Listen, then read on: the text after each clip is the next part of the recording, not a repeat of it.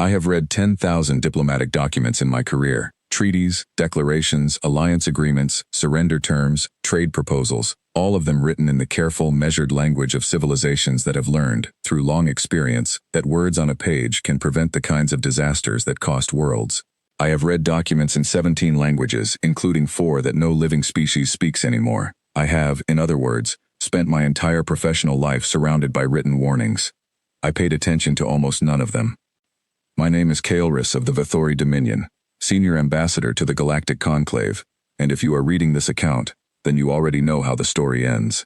You know because the ending is now carved above the entrance to the Grand Conclave chamber in letters so large that even a Vithori diplomatic delegation, famously proud, famously short-sighted, cannot ignore them. You know because what happened to the Vithori Dominion is now part of the standard education for every young diplomat in every member species of the Conclave. But knowing how a story ends is not the same as understanding why it happened, and the why, I think, is the part that matters. So, let me tell you the beginning. The Vithori Dominion, when I was appointed Senior Ambassador, had expanded its borders 41 times in 300 years. 41 systems, each one added through a combination of military superiority, diplomatic pressure, and the kind of confident, unhurried certainty that comes from never having lost a confrontation. We were not a cruel people, I want to be clear about that. We did not enjoy conflict. We simply understood power, who had it, who did not, and what that meant for the shape of the galaxy. What we did not understand, or perhaps what we chose not to understand, was that the shape of the galaxy had been quietly changing for the past 2 centuries. A new species had appeared at the edge of known space. They called themselves humans.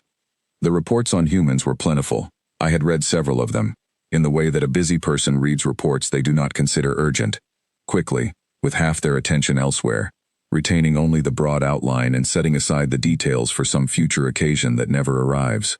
What I retained from those reports was this: humans were small, they were soft-bodied, short-lived, and had only achieved faster-than-light travel approximately 200 years ago.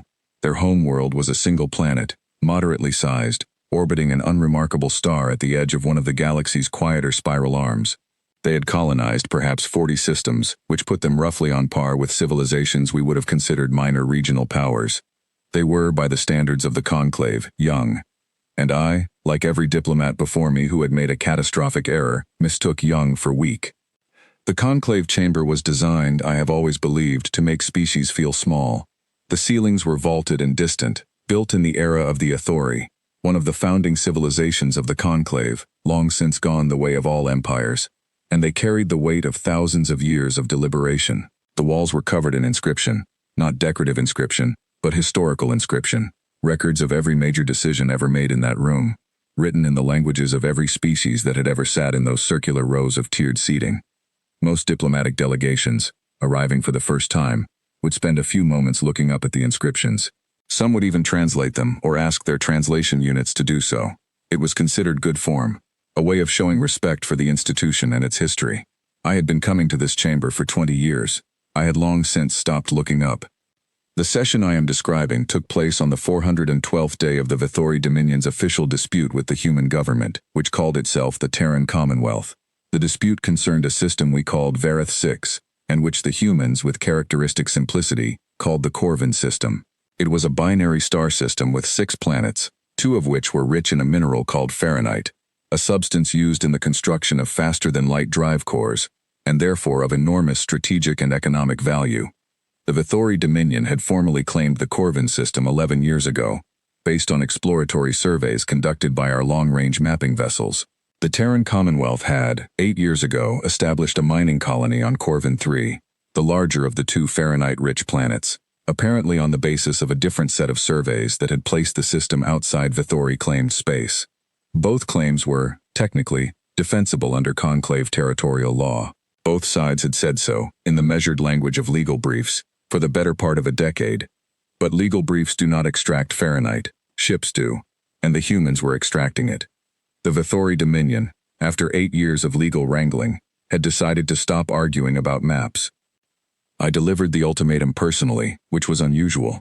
Normally, matters like this were handled by lower-ranking diplomatic staff, who could speak with authority while leaving room for senior officials to negotiate without having committed to any position. Delivering an ultimatum personally was a statement. It said, "We are serious." It said, "This is final." It said, "We have considered all the alternatives and decided we do not need them." Looking back, I understand that it also said, "We have not thought carefully enough about who we are talking to." The Terran Commonwealth's representative to the conclave was a human named Mara Osei. She had held the position for 9 years, which I had noted in her file and then set aside as unremarkable. I knew her by sight, a short, dark-skinned woman with close-cropped gray hair, and the particular stillness of someone who has spent a long career watching other people talk too much. She dressed simply. She did not bring a large delegation. She did not make speeches. She was, I had always privately thought, a minor figure. Capable, perhaps, but representing a species that was still finding its place in the larger order of things. I stood at the central podium of the conclave chamber with my full delegation arranged behind me and read the document into the official record. The Vithori Dominion hereby served notice to the Terran Commonwealth that its presence in the Corvin system constituted an unlawful encroachment on sovereign Vithori territory. The Commonwealth was given 30 standard days to withdraw all personnel, equipment, and vessels from the system. Failure to comply would be considered an act of open resistance, and the Dominion reserved the right to respond accordingly. 30 days. I chose that number because it was long enough to appear reasonable and short enough to demonstrate urgency. I chose it because I expected the humans to spend at least 25 of those days requesting an extension. When I finished reading, I looked across the chamber at Delegate Osei. She had been watching me the entire time I was speaking. She had not looked at her delegation, had not consulted a screen, had not shifted in her seat.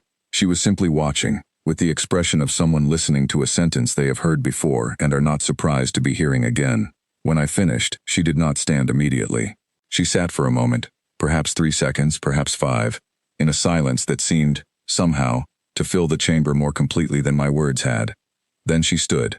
She did not approach the podium. She simply stood at her seat, in the lower tier of the chamber, and looked at me. When she spoke, her voice was clear and unhurried, and she addressed me directly, not the room. "Ambassador Kael'ris," she said, "I have read your ultimatum carefully, and I want to be sure you understand the position you are placing both our governments in before this record becomes official." I told her the record was already official. The document had been read into it. She accepted this with a small nod. "Then let me ask you one question, for the record." She paused. "Are you certain you want to do this?" The chamber was quiet. Not the polite quiet of an audience waiting for a speech to continue, but a different kind of quiet. The kind that happens when a room full of experienced people all have the same thought at the same moment, and none of them want to be the one to say it out loud. I told her that the Dominion's position was clear and that no further discussion was required. She nodded again. "Thank you, Ambassador," she said, and sat down. And that was all. Around me, the other delegations had already begun murmuring to their neighbors. I caught fragments. Fragments I chose to interpret as reactions to the boldness of the Vithori position, the clarity of our terms, the firm hand we were finally showing in a dispute that had dragged on far too long. I chose to interpret the room's silence as respect. I was good at choosing comfortable interpretations. My senior aide, whose name was Thyros and who had worked with me for 12 years, said nothing until we were back in the delegation suite. He was a cautious person by nature, the kind of person whose caution I valued because it provided balance to my own more decisive temperament, and whose caution I ignored whenever it became inconvenient. He said, "She asked if we were certain." I said I was aware of what she had asked. He said, "In 12 years, I have never heard a human diplomat ask that question in that tone of voice." I asked him what tone of voice he meant. He thought about it for a moment. "The tone," he said carefully, "of someone who already knows the answer but wants the question on the record." I told him he was reading too much into a simple question. He did not argue. Thyros never argued. He simply made a small note on his personal screen and moved on to the next item on the agenda. I did not think about Mara Osei's question again until much later, when thinking about it would cost me nothing except sleep. There is, on the wall behind the senior delegate's entrance to the Grand Conclave chamber, an inscription. I had walked past it thousands of times. I knew it was there in the same way that people who work in old buildings know there are details in the architecture they have never examined closely. A carved lintel, a pattern in the floor, a phrase above a doorway. The inscription above that doorway was written in Aethori, the language of the civilization that built the chamber. The Aethori had been among the founding species of the conclave, powerful, ancient, enormously sophisticated. They had vanished approximately 800 years ago, which was itself a subject of considerable scholarly debate. What was known was that they had been one of the great powers of their era, and what remained of them was mostly architecture and inscription. On the evening of the day I delivered the ultimatum, I stayed late in the chamber after the session had ended. I was reviewing documents, or trying to. The room was empty except for the cleaning staff moving quietly between the tiers of seating, and the long shadows that the chamber's ambient lighting always threw upward across the inscribed walls. I do not know exactly why I looked up. Perhaps it was the quiet. Perhaps it was the strange mood the session had left me in. Not doubt, exactly. But something adjacent to it, something I had not quite been able to name. I looked up at the Ithori inscription above the doorway. I had never translated it. I had assumed, in the careless way of someone who has never needed to check their assumptions, that it was something ceremonial, a welcome, a statement of purpose, something suitably grand and general that ancient civilizations put above important doorways. I asked my translation unit to read it. The device considered the inscription for a moment. The script was old, and even sophisticated translation technology sometimes struggled with Ithori, and then it produced a result. I read the translation twice. Then I put the device away and walked out of the chamber without looking at the inscription again. What did it say? I will tell you what it said, because you deserve to know, and because I have spent considerable time since then wishing that someone had made me read it 20 years earlier, and refused to let me leave the room until I had thought about what it meant. It said this: "Here sat the last empire to believe the warning did not apply to them. They were wrong. They are no longer here to tell you so. The humans did not pursue them. They did not need to. They simply waited and prepared, and when the time came, they finished what they had not started." If you are reading this because you are considering a challenge of your own, understand one thing. This inscription was paid for by the empire whose name is carved below. They insisted on it. They said it was the least they could do. Below the main text, carved in letters half the size of the rest, was a name. The name of an empire I had read about in history, the way children read about cautionary figures, as a distant example, almost mythological, of what happens to the arrogant. An empire that had, according to the historical record, attempted to seize a human colony system approximately 300 years ago, in the early decades of the Terran Commonwealth's existence, when humanity was still new to space and everyone assumed they could be pushed. An empire that, 18 months after that attempt, had signed a peace agreement so quietly that the conclave had barely noted it. An empire that now, 300 years later, was one of humanity's closest trading partners. They had paid for the inscription themselves. They had insisted on it. I stood in the corridor outside the chamber for a long time after reading that. The cleaning staff passed me on their way out. A security officer asked, politely, if I needed assistance. I told him I was fine. I was not entirely sure that was true. That night, back in my private quarters in the Vithori diplomatic residence, I pulled up everything the Dominion Intelligence Service had ever compiled on the Terran Commonwealth's military capabilities. I had read summaries of these reports before. I had not read the full documents. I read them that night. By the time I finished, it was very late. The city outside my window was quiet. I sat for a while with the screens dark, in a room that felt, for reasons I could not quite articulate, smaller than it had that morning. Then I thought about Mara Osei sitting in the chamber, watching me read the ultimatum, with the expression of someone who already knew the answer and simply wanted the question on the record. I thought about the inscription above the doorway. I thought about the empire whose name was carved below it, an empire that had once, 300 years ago, stood in a chamber very much like this one and delivered a document very much like mine, and then spent the next 18 months learning something that they had eventually decided to carve into stone, with their own money, for the benefit of every civilization that came after them. I thought, perhaps I should call Thyros. I did not call Thyros. It was late, and I was still, even then, more proud than wise. But I did not sleep well that night. And somewhere in the Corvin system, 43 light-years away, the lights in the human colony were on, and people were working. I did not know that yet. I would learn it soon enough. The morning after the ultimatum, I woke up early. This was not unusual for me. I had always been an early riser. It was something the Vithori Diplomatic Corps encouraged, practically from the first year of training. The reasoning was simple. The galaxy does not wait for those who sleep late, and neither do opportunities. I had built 30 years of my career on mornings that began before anyone else had opened their eyes, on documents reviewed before the official day had started, on decisions made in the quiet hours when the mind was clear and the noise of politics had not yet begun. That morning I sat at my desk with a cup of heated grain tea and stared at my personal screen for a long time without turning it on.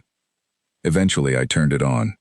The first intelligence report of the day had arrived at 0300, while I was still trying to sleep. It was marked routine, which meant it had been flagged for my attention but not considered urgent enough to trigger an immediate alert. I read it with my tea cooling beside me, and by the time I finished, the tea was cold. It said, in the careful neutral language of Vethori intelligence analysts, that the human colony on Corvin 3 had, in the 18 hours since the ultimatum was delivered, increased its power consumption by approximately 40%. The colony's industrial sector, primarily ore processing and Fahrenheit refining, had extended its operational shifts from 16 hours per standard day to 22. Cargo vessels registered to the Terran Commonwealth had altered their scheduled departure routes. Instead of heading toward the nearest Commonwealth transit hub, several had changed course for Corvin 3 directly. The analyst who wrote the report noted these facts and offered no interpretation. That was standard practice. Analysts recorded, ambassadors interpreted. I interpreted this as the colony preparing to extract as much value from the system as possible before the withdrawal deadline. It was, I thought, a reasonable reading. If you knew you were leaving in 30 days, you would want to take what you could before you went. I set the report aside and moved on to the day's schedule. I would return to that report many times over the following weeks. Each time, my interpretation would change slightly. By the end, I would understand that I had been so completely wrong in my reading of it that the error was almost impressive. They were not preparing to leave. They were preparing for us. The second report arrived 4 days later, also marked routine. This one concerned the movements of Terran Commonwealth naval vessels in the systems adjacent to the Corvin system. The Vethori Intelligence Service had 17 long-range monitoring stations positioned across the border region, standard practice for any major power with contested frontier territories. These stations tracked vessel movements, drive signatures, communication traffic, and a dozen other data points that, taken together, gave our analysts a fairly detailed picture of what the Commonwealth's military was doing at any given time. What the stations were showing, 4 days after the ultimatum, was almost nothing. Commonwealth naval vessels were still present. The drive signature monitors confirmed their mass and energy output, but they had stopped broadcasting their positions on the standard navigation frequencies. They had stopped responding to routine identification requests from Conclave standard monitoring beacons. They were, for all practical purposes, invisible, present but silent, like shapes seen through frosted glass. The analyst who wrote this report did offer an interpretation, which was unusual. He wrote, "The cessation of standard navigation broadcasts may indicate vessel crews have entered communication restriction protocols. This is typically observed during exercises or periods of heightened operational awareness." I read this interpretation and then read it again. Heightened operational awareness. I called Thyros into my office and showed him the report. He read it without expression, then set it down on my desk, then picked it up and read it again. "They've gone quiet," he said. I told him I was aware of what the report said.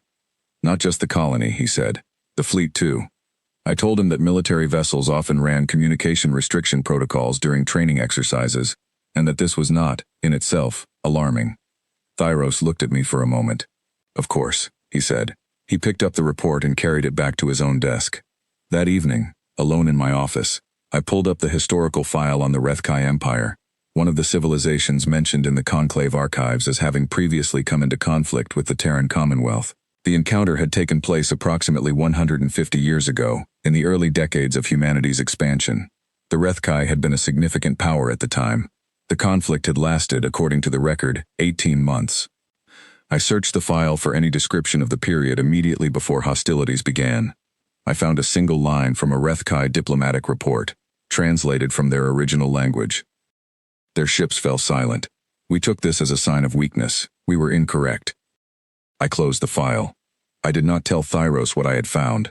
I told myself there was nothing to tell, that a single historical parallel was not evidence of anything, and that the patterns of two different conflicts separated by a century and a half could not be meaningfully compared. I was very good at telling myself things. On the 8th day, I received a visitor I had not requested. His name was Elder Sorvith, and he was the last surviving senior diplomat of the Athori Cultural Preservation Society, an organization that existed to maintain and translate the records left behind by the Athori civilization, which had been gone for 800 years. He was very old, even by the standards of his species, and he moved slowly, and he had the particular quality of extremely old people who have watched a great many things happen, and have long since given up being surprised by any of them. He came to my office in the diplomatic residence and sat down without being invited, which was the privilege of the very old. He accepted a cup of tea and drank half of it before saying anything. Then he said, "I heard about your ultimatum." I told him it was a matter of public record. "It is," he agreed. "I also heard about the inscription. Someone on the chamber's cleaning staff mentioned that a Vithori diplomat had stood in the corridor for quite a long time after a late session, looking at something on a translation device. I said I had been reviewing documents." He smiled. It was the smile of someone who has heard that particular kind of answer before and found it, if not convincing, at least understandable. "The Vithori who wrote that inscription," he said, "were among the finest diplomatic minds their civilization produced. They did not write it as a warning to humans. They wrote it as a warning to everyone else." I asked him what the difference was. He held his cup for a moment, looking at the steam. A warning to humans would say, "Do not push us." A warning to everyone else says something more specific. He set the cup down. It says, "They have been pushed before. Watch what happened." I told him I was familiar with the broad history. "Are you familiar," he asked, "with why the Vithori paid for that inscription themselves?" I said the inscription itself mentioned it. "The inscription mentions that they did it," he said. "It does not explain why." He folded his hands on the desk.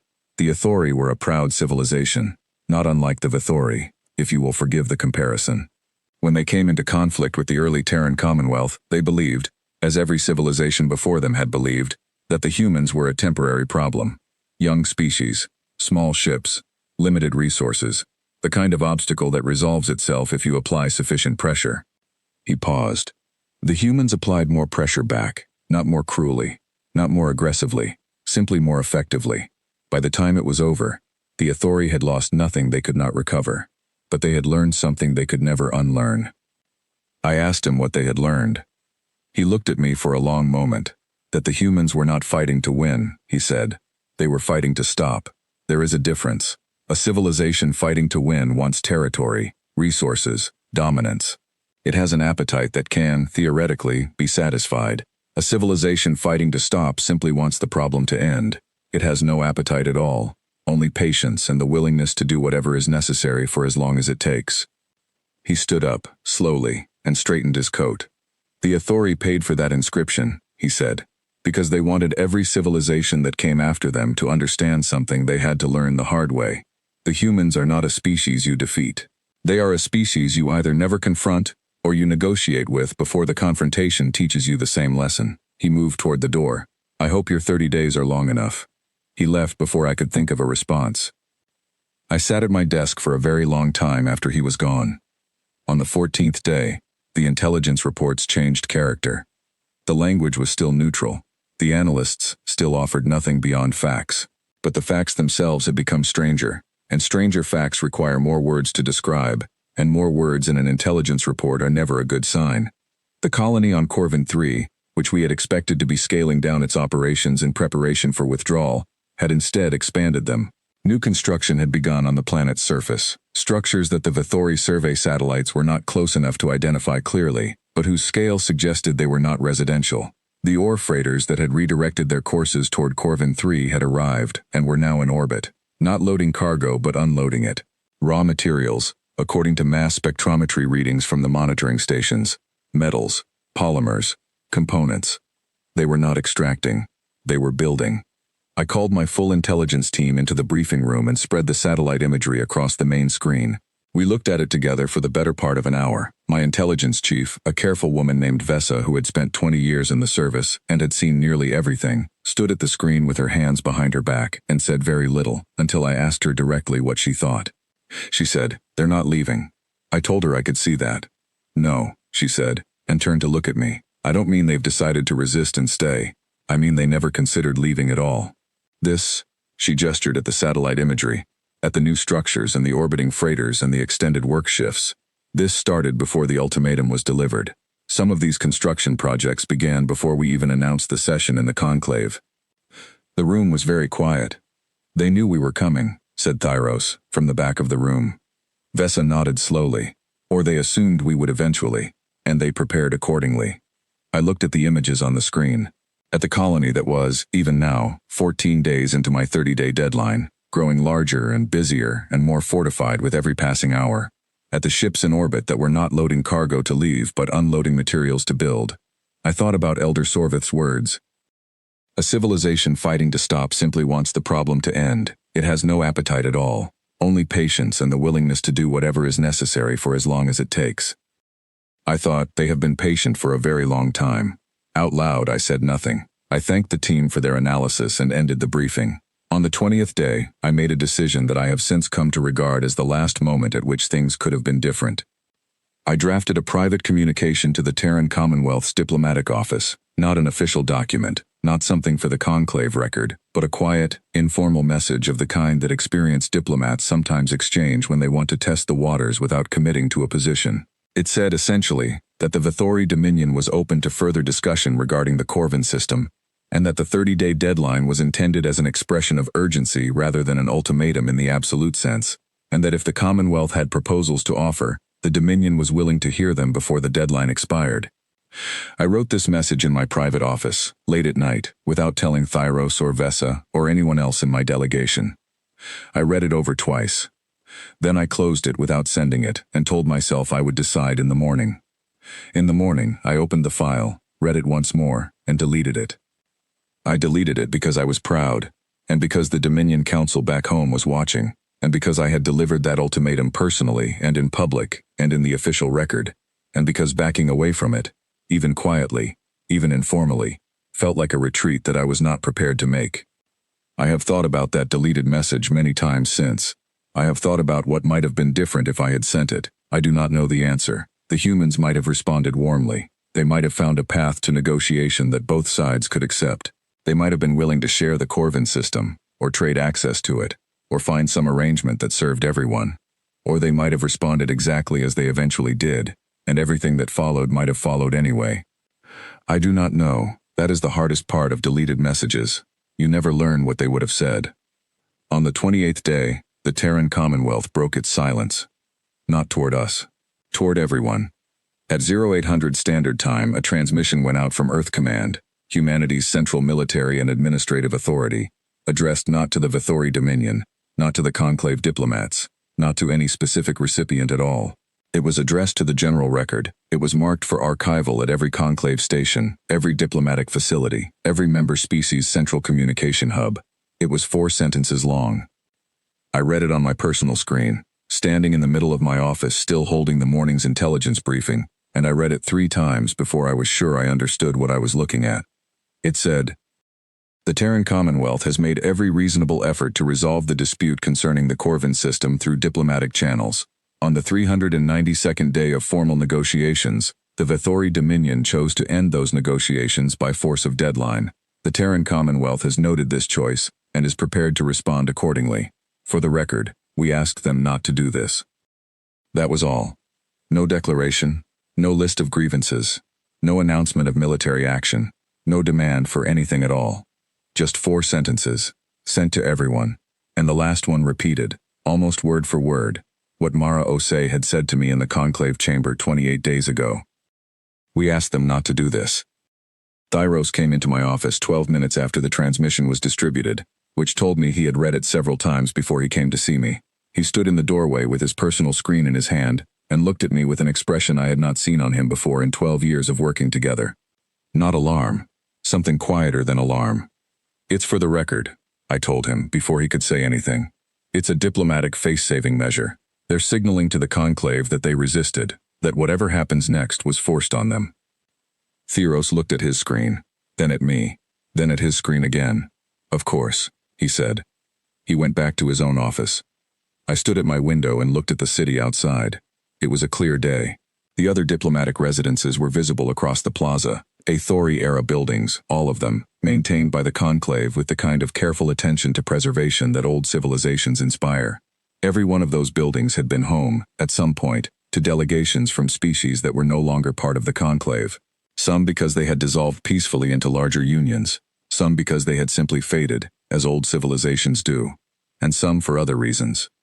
I thought about that transmission, about the phrase, "for the record," about the fact that the humans had sent it to everyone, not as a message but as a document, something to be filed, something to be kept, something to be read later, after the fact, when the full shape of events was clear.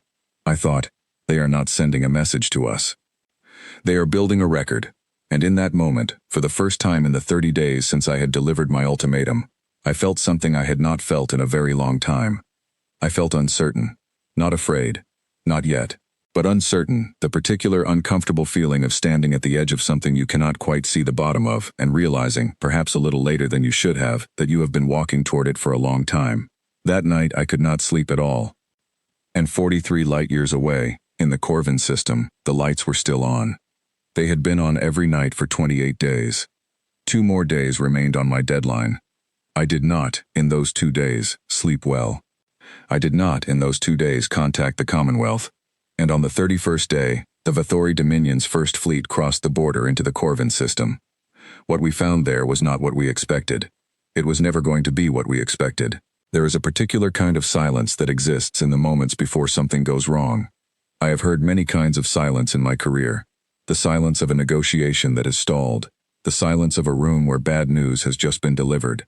The silence of an empty chamber after a long session has ended, and everyone has gone home. These are familiar silences. They have texture and weight, but they are manageable. You know what they are. The silence aboard the flagship Vathori Dominion vessel Sovereign Reach, in the seconds after we completed our jump into the Corvin system, was not any of those. It was the silence of 37 bridge officers looking at their screens and not saying anything, because none of them had been trained for what their screens were showing them. I was on the bridge as an observer. Ambassadors do not belong on warship bridges during military operations. My presence there was, technically, irregular, but I had argued, and the fleet admiral had reluctantly agreed, that as the diplomatic architect of the operation, I had a legitimate interest in being present for its opening moments. I wanted to see the colony prepare to evacuate. I wanted to see the moment when the reality of Vathori power replaced the stubbornness of Commonwealth defiance. I wanted, if I am being completely honest with myself, to feel that I had been right. I stood at the rear of the bridge, behind the tactical stations, and I looked at the main display. And I understood, within approximately 4 seconds, that I had been extraordinarily wrong. The Corvin system, as our survey data described it, was a binary star system with 6 planets and a modest asteroid belt between the 3rd and 4th orbital positions. Corvin 3, the colony world, was the 3rd planet, a rocky, moderately sized world with a thin but breathable atmosphere, rich in Fahrenheit deposits that ran deep through its upper crust. The colony, according to our most recent intelligence, housed approximately 40,000 people and a standard array of civilian mining and processing infrastructure. Standard civilian mining infrastructure does not have orbital defense grids. What our sensors were showing us was not standard civilian mining infrastructure. The space around Corvin 3 had been restructured. That is the only word I can find for it. In 30 days, the humans had taken what was a working mining colony and turned the space around it into something that I, standing on the bridge of a warship, found difficult to look at directly. Not because it was frightening to see, but because my mind kept trying to categorize it as something familiar, and kept failing.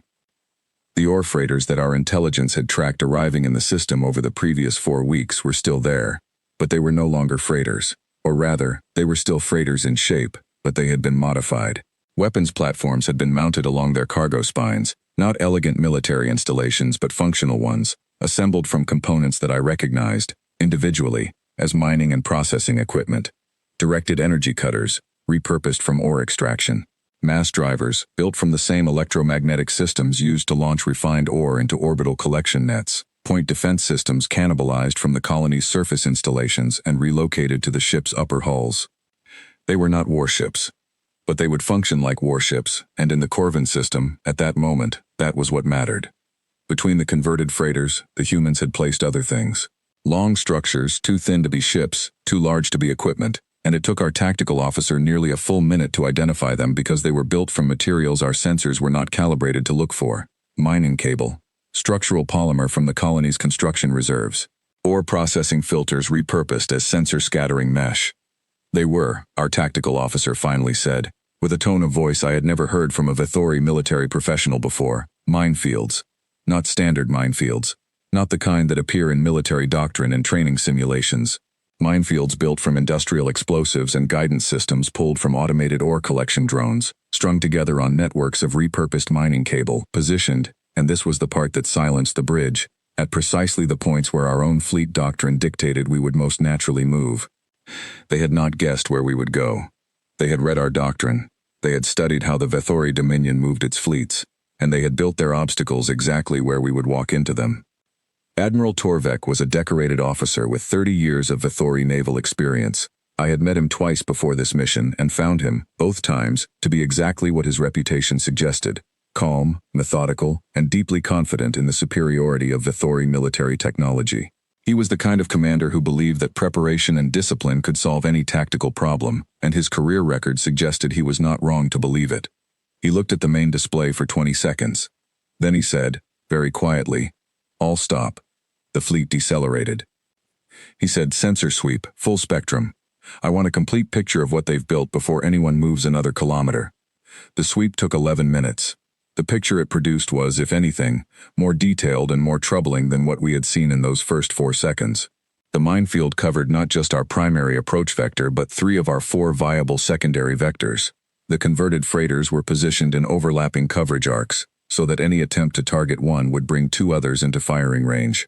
The colony's surface installations had been hardened, not with military-grade armor plating, which the humans did not have in sufficient quantities, but with something that our materials officer identified, after some confusion, as compressed Fahrenheit ore. The raw material they had been mining had been packed into prefabricated frames and placed around the colony's critical infrastructure. They had used the thing we wanted as a shield for the thing we had come to take. I heard one of the junior tactical officers say, very quietly, to the officer beside her, "They did all of this in 30 days. The other officer said nothing. Admiral Torvek called his senior staff to the tactical planning room and spent 2 hours going through every approach option the system offered. I sat in the back of that room as well, because no one told me to leave, and I listened to 30 years of Vithori military experience work through a problem it had not been designed to solve. There were options. The Admiral made that clear from the beginning. There were always options, and the job of a commander was to find the one that achieved the objective at acceptable cost. He was not panicking. He was planning. But the options were not good. Every approach vector carried the minefield problem. Every engagement scenario brought multiple converted freighters into play simultaneously. The surface hardening meant that orbital bombardment, the tool that every Vithori fleet considered its final decisive option, would require a volume of fire that would, by any reasonable calculation, destroy the Fahrenheit deposits we had come for. We could not take the system by bombardment without making the system worthless. The humans, I realized, had understood this perfectly. They had not built a defense designed to defeat us. They had built a defense designed to make victory cost more than it was worth. The order to advance came at the end of the second hour. Admiral Torvek had found what he considered the least costly approach, a modified vector that avoided the densest sections of the minefield and concentrated our fire superiority on the converted freighters before they could bring their full coverage to bear.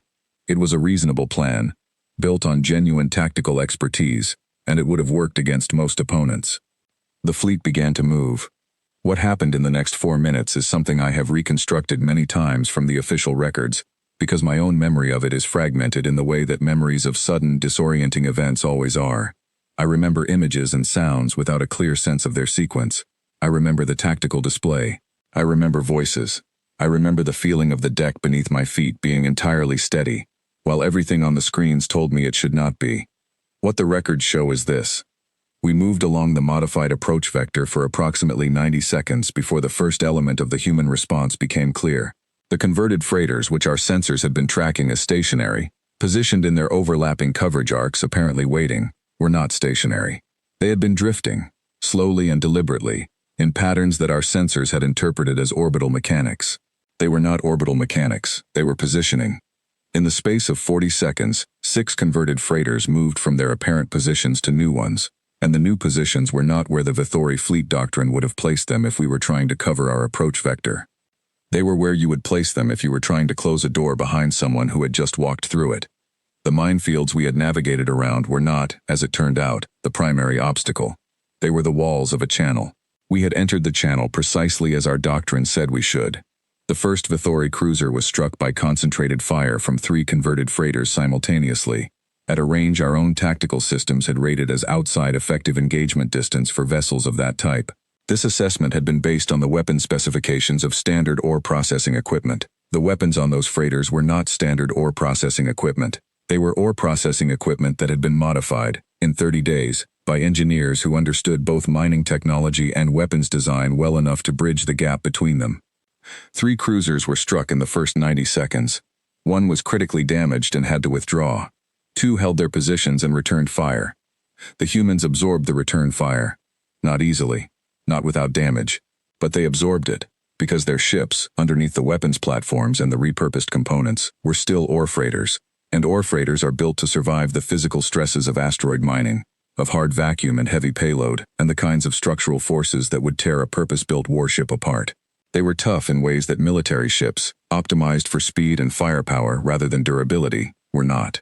Admiral Torvek ordered a flanking maneuver. The flanking route ran into a minefield section that had not appeared on our initial sensor sweep, not because it had been hidden, but because it had not been there. It had been placed in the 11 minutes our sensor sweep took. The humans had read our sensor patterns and used the time we spent mapping their defenses to extend those defenses into the areas we had identified as clear. 2 more ships were damaged before the flanking maneuver was aborted. I want to be precise about what I felt during those 4 minutes, because I think it matters. I did not feel fear for myself. I was on a warship, yes, but I was well back from any real danger, and the practical reality of my situation was not yet dangerous in any direct way. What I felt was something harder to name. It was the sensation of watching a plan dissolve, not dramatically, not in a single catastrophic moment, but gradually, in the way that a carefully constructed argument dissolves when the facts it was built on turn out to be wrong. Each new piece of information from the tactical display did not contradict the last piece. It simply extended the picture a little further, and the picture, the longer you looked at it, was not the picture we had expected. We had come expecting a mining colony. We had found something that a colony of 40,000 people had turned into a fortress in 30 days.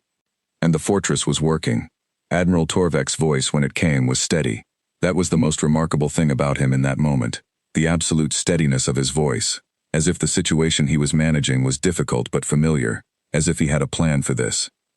He said, "Hail the colony." The communications officer sent the signal. The response came back in less than 30 seconds, which told me the humans had been expecting the call. The voice that answered was calm, not cold, not the calculated coldness of someone trying to project composure. Genuinely calm, in the way of someone who is doing a job they have prepared for thoroughly and are confident in their preparation. The voice said, "Vethori Dominion Fleet, this is Commander Alara Hayes of the Corvin System Defense Force. You have entered a designated defense perimeter. We have no interest in destroying your ships. Please hold your current position." Admiral Torvek said, "This is Admiral Torvek of the Sovereign Reach. Stand down your defenses and we will discuss terms." There was a brief pause. Commander Hayes said, "Admiral, with respect, I think you may be misreading the situation. You are currently inside our engagement envelope, and 3 of your approach vectors are closed. We're not asking you to discuss terms. We're asking you to hold your position while we contact our delegation at the conclave to arrange a formal cessation." Another pause. Then she said, and her voice did not change at all, "You are not going to take this system today. I would rather we all acknowledge that without further damage to either side." The bridge was very quiet. Admiral Torvek did not respond immediately. He looked at his tactical display. He looked at it for a long time. Then the communications officer said quietly, "Admiral, the relay buoys at the jump points." Torvek said, "What about them?" "They're gone, sir, all 4. The room became a different kind of quiet. The relay buoys were how we communicated with Dominion space. Without them, we could not call for reinforcements. We could not send reports. We could not, in any practical sense, be heard by anyone outside this system. We were not surrounded. We could still leave. Our exit vectors were open, if we chose to use them. But we were isolated. And the humans had made us isolated not by blocking our path out, but by quietly removing the infrastructure that connected us to home. At some point during the 11 minutes our sensor sweep had taken, or perhaps earlier, perhaps the buoys had been gone since before we arrived. I thought of Elder Sorvith's words again. They were not fighting to win, they were fighting to stop. They had not tried to destroy us. They had tried to make us stop. And then, through the open communications channel that Admiral Torvek had not yet closed, a different voice came, one I recognized immediately, even though I had only heard it twice, because it was the kind of voice that stays in your memory. Calm, unhurried, clear. Mara Osei said, "Ambassador Kaelris, I believe you're aboard the flagship.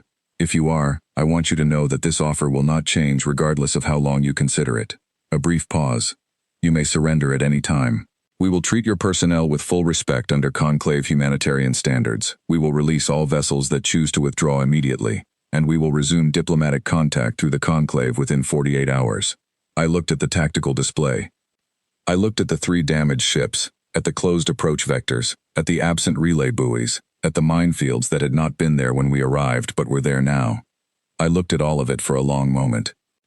And then, very quietly, so that only the officer standing closest to me could have heard, I said something that I did not include in any official report, but that I have not forgotten, and that I think deserves to be part of this account, because it was the truest thing I said that day.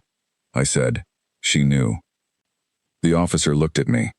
From the moment I delivered the ultimatum, I said, "She knew exactly how this would go." The officer did not respond. There was nothing to say. On the main display, Commander Hayes was still waiting for our answer. Mara Osei had gone quiet.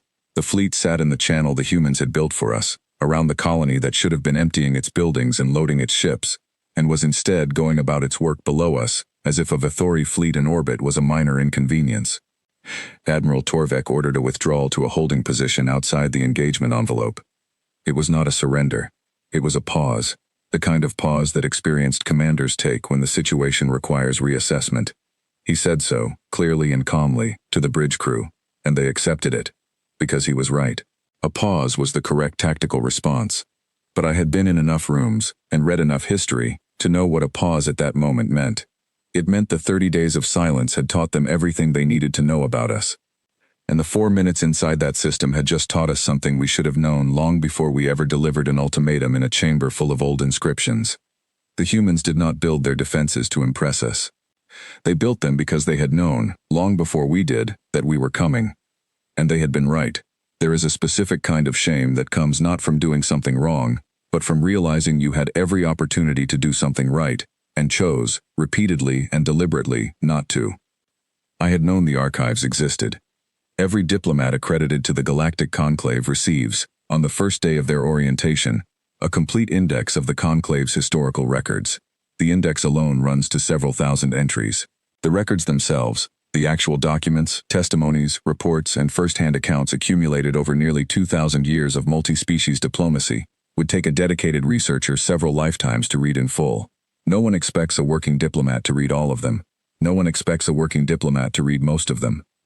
But there is a section of the archives, a subsection, clearly labeled, not hidden or obscure, called the Testimonies of the Vanished.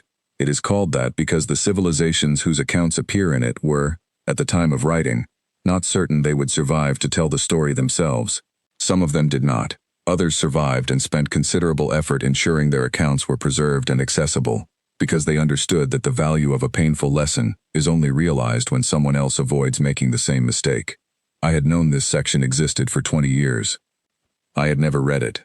The Sovereign Reach held its position at the edge of the Corvin System's engagement envelope for 31 hours, while Admiral Torvek waited for the reinforcement fleet he had requested before the relay buoys went down. The request had been sent in the 40 seconds between our entry into the system and the moment we discovered the buoys were gone. A narrow window, but enough. The reinforcement fleet would take time to arrive. In the meantime, we waited. I spent those 31 hours in my assigned quarters aboard the flagship, which were comfortable enough by military standards. A narrow bunk, a desk, a screen. The screen had full access to the Conclave shared network, which was maintained through a separate communications architecture that did not depend on the relay buoys. The Conclave network was, by design, impossible to fully sever. It was the one thread that connected every species to the shared record of everything they had collectively learned. I sat at the desk and opened the archive. I went directly to the Testimonies of the Vanished. I told myself I was doing research. I told myself it was due diligence, that a diplomat in a difficult situation should understand the full historical context of the challenge he was navigating. I told myself these things because they were easier to say than the truth, which was that I was sitting in a small room on a warship that had just been outmaneuvered by a mining colony, and I needed to understand how that was possible. The first testimony I read was from the Rethkai Empire. The Rethkai had been, in their time, a civilization of considerable power. Their territory had spanned 12 systems. Their military fleet was, by the standards of the period, approximately 150 years ago, among the most capable in the region. They were not, their own testimony was careful to note, an aggressive civilization by nature. They were expansionist, yes, and they placed high value on territorial control, but they had not gone looking for a conflict with the early Terran Commonwealth.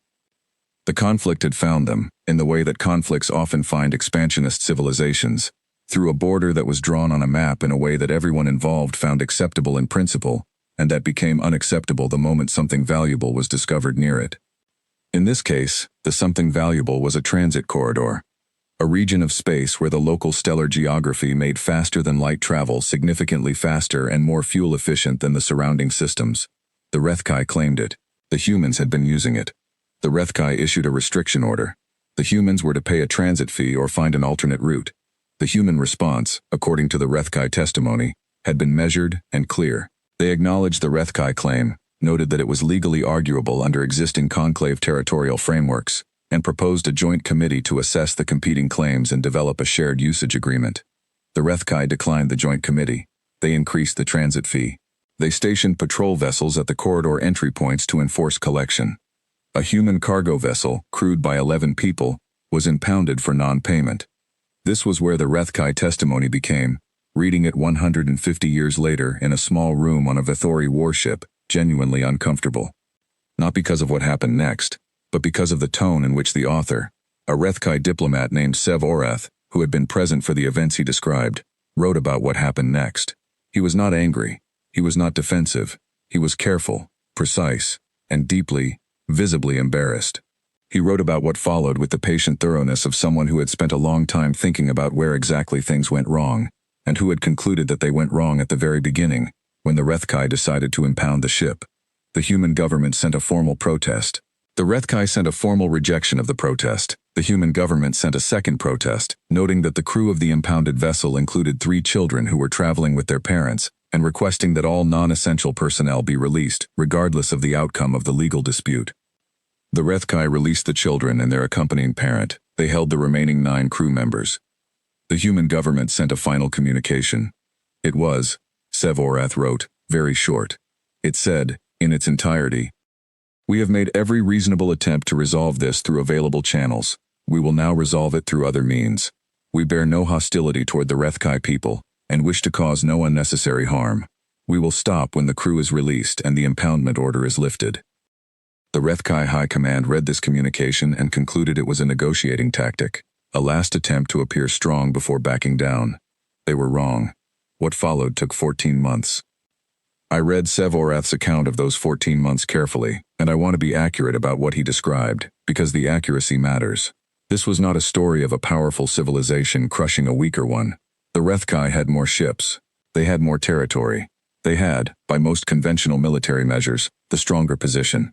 What they did not have was the human capacity for methodical, sustained, precisely targeted response. The humans did not attack Rethkai worlds. They did not target civilian infrastructure. They did not attempt to seize territory. What they did, over 14 months, was systematically dismantle the Rethkai military's ability to operate in the region. Supply lines were cut. Not dramatically, not in great fleet engagements, but quietly, with small, fast vessels that appeared at the edges of sensor range, struck specific targets, and were gone before a response could be coordinated. Fuel depots and outlying systems went dark. Communication relay networks in the border region experienced failures that the Rethkai technical teams consistently rated as sabotage but could never fully attribute to any specific force. The patrol vessels at the transit corridor stopped receiving their scheduled supply runs. They could not be maintained at full operational capacity. They were gradually withdrawn, one by one, not because anyone ordered a withdrawal, but because each individual vessel's commander, faced with dwindling resources and no clear path to resupply, made the practical decision that staying was no longer viable. The corridor was, over 14 months, effectively vacated by Rethkai forces, not through defeat, not through any single decisive engagement, but through a long, patient, almost invisible process of making continued presence too costly to sustain. And then, when the corridor was clear, when the patrol vessels were gone and the supply lines were cut and the Rethkai border fleet was operating at significantly reduced capacity, the humans sent a new communication. It was not a demand, it was an offer. The transit corridor would be designated a shared access zone under conclave neutral territory law. Both species would have equal usage rights. The transit fee would be replaced with a joint maintenance fund to which both governments would contribute equally. The 9 crew members who had been held for 14 months would be released immediately, and the impoundment order would be formally expunged from the record. There were no reparations demanded, no territory claimed, no restrictions placed on the Rethkai military, no requirement for a formal apology. Just a shared corridor and 9 people going home. Sevorath ended his testimony with a single paragraph that I read 3 times. He wrote, "We spent 14 months trying to understand why they were doing what they were doing, and we never found a satisfying answer until after it was over. They were not trying to punish us. They were not trying to weaken us. They were trying to make us stop, and they were willing to do whatever was necessary for however long it took to achieve that specific outcome and nothing more. When we stopped, they stopped. The offer they made at the end was, in every material detail, identical to the offer they had made at the beginning. They had simply spent 14 months ensuring we understood that they were serious." I closed Sevorath's testimony and sat for a moment. Then I opened the next one. The Solvar Hegemony's account was shorter than the Rethkai account, and harder to read. Not because it was more dramatic, because it was more embarrassing. The Solvar were a civilization that had, by most assessments, behaved considerably worse than the Rethkai in their encounter with the Terran Commonwealth, and their testimony had the particular quality of an account written by people who knew this and were no longer trying to argue otherwise. The Solvar had not had a territorial dispute with humanity. They had made a decision, deliberate, planned, formally authorized at the highest levels of their government, to release a biological agent into the life support systems of a human deep space research station. The station housed 240 people. The agent was designed to incapacitate rather than cause lasting harm, as part of what the Solvar government had classified as a pressure campaign to force the humans to withdraw from a system the Solvar wanted. I will not elaborate on the details of that decision, because the Solvar testimony itself did not elaborate. It simply stated what had been done, without justification, because the authors had apparently concluded that no justification was worth offering. What it did elaborate on was what happened afterward. The humans evacuated every person from the station within 4 hours of the agent's release.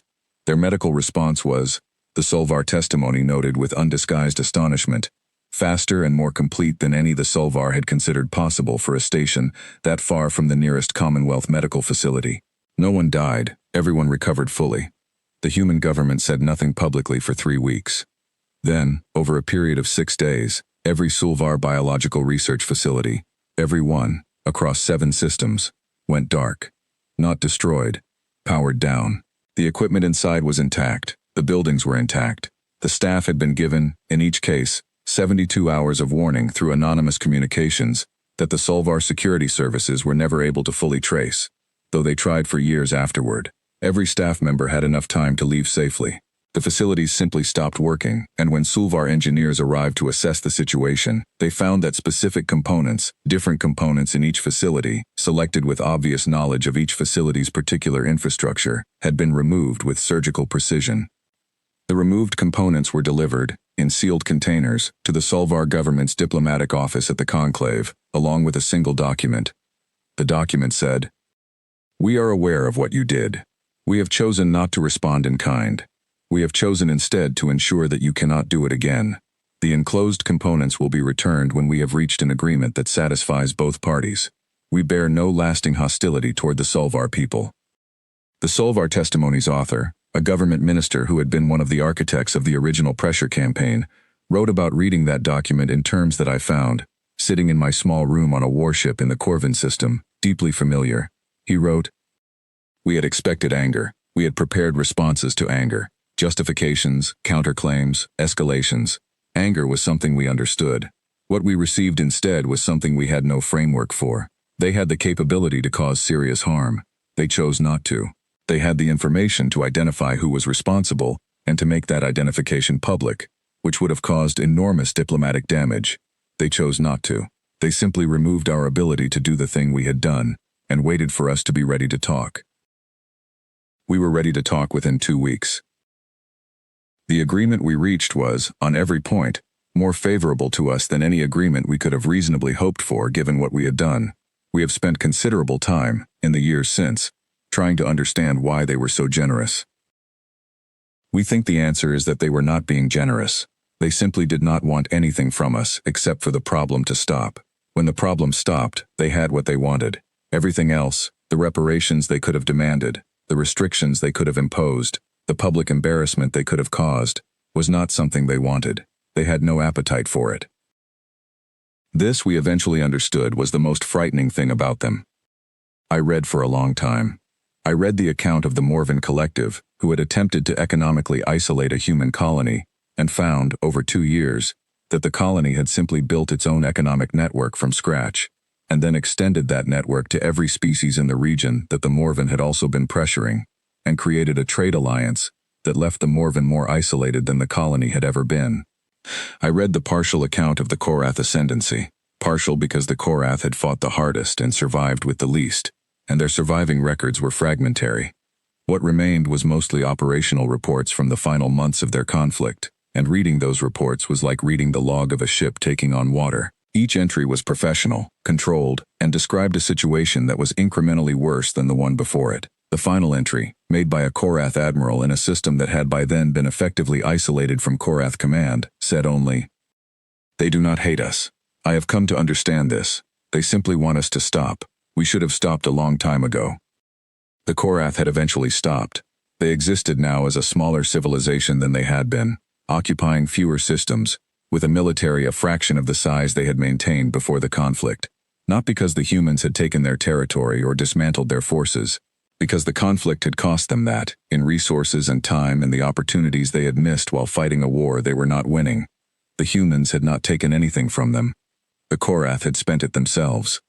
The thing that connected all of these accounts, the thread that ran through the Rethkai and the Solvar and the Morven and the Korath and every other testimony in that section of the archive, was not the scale of the conflicts or the specific details of what had gone wrong.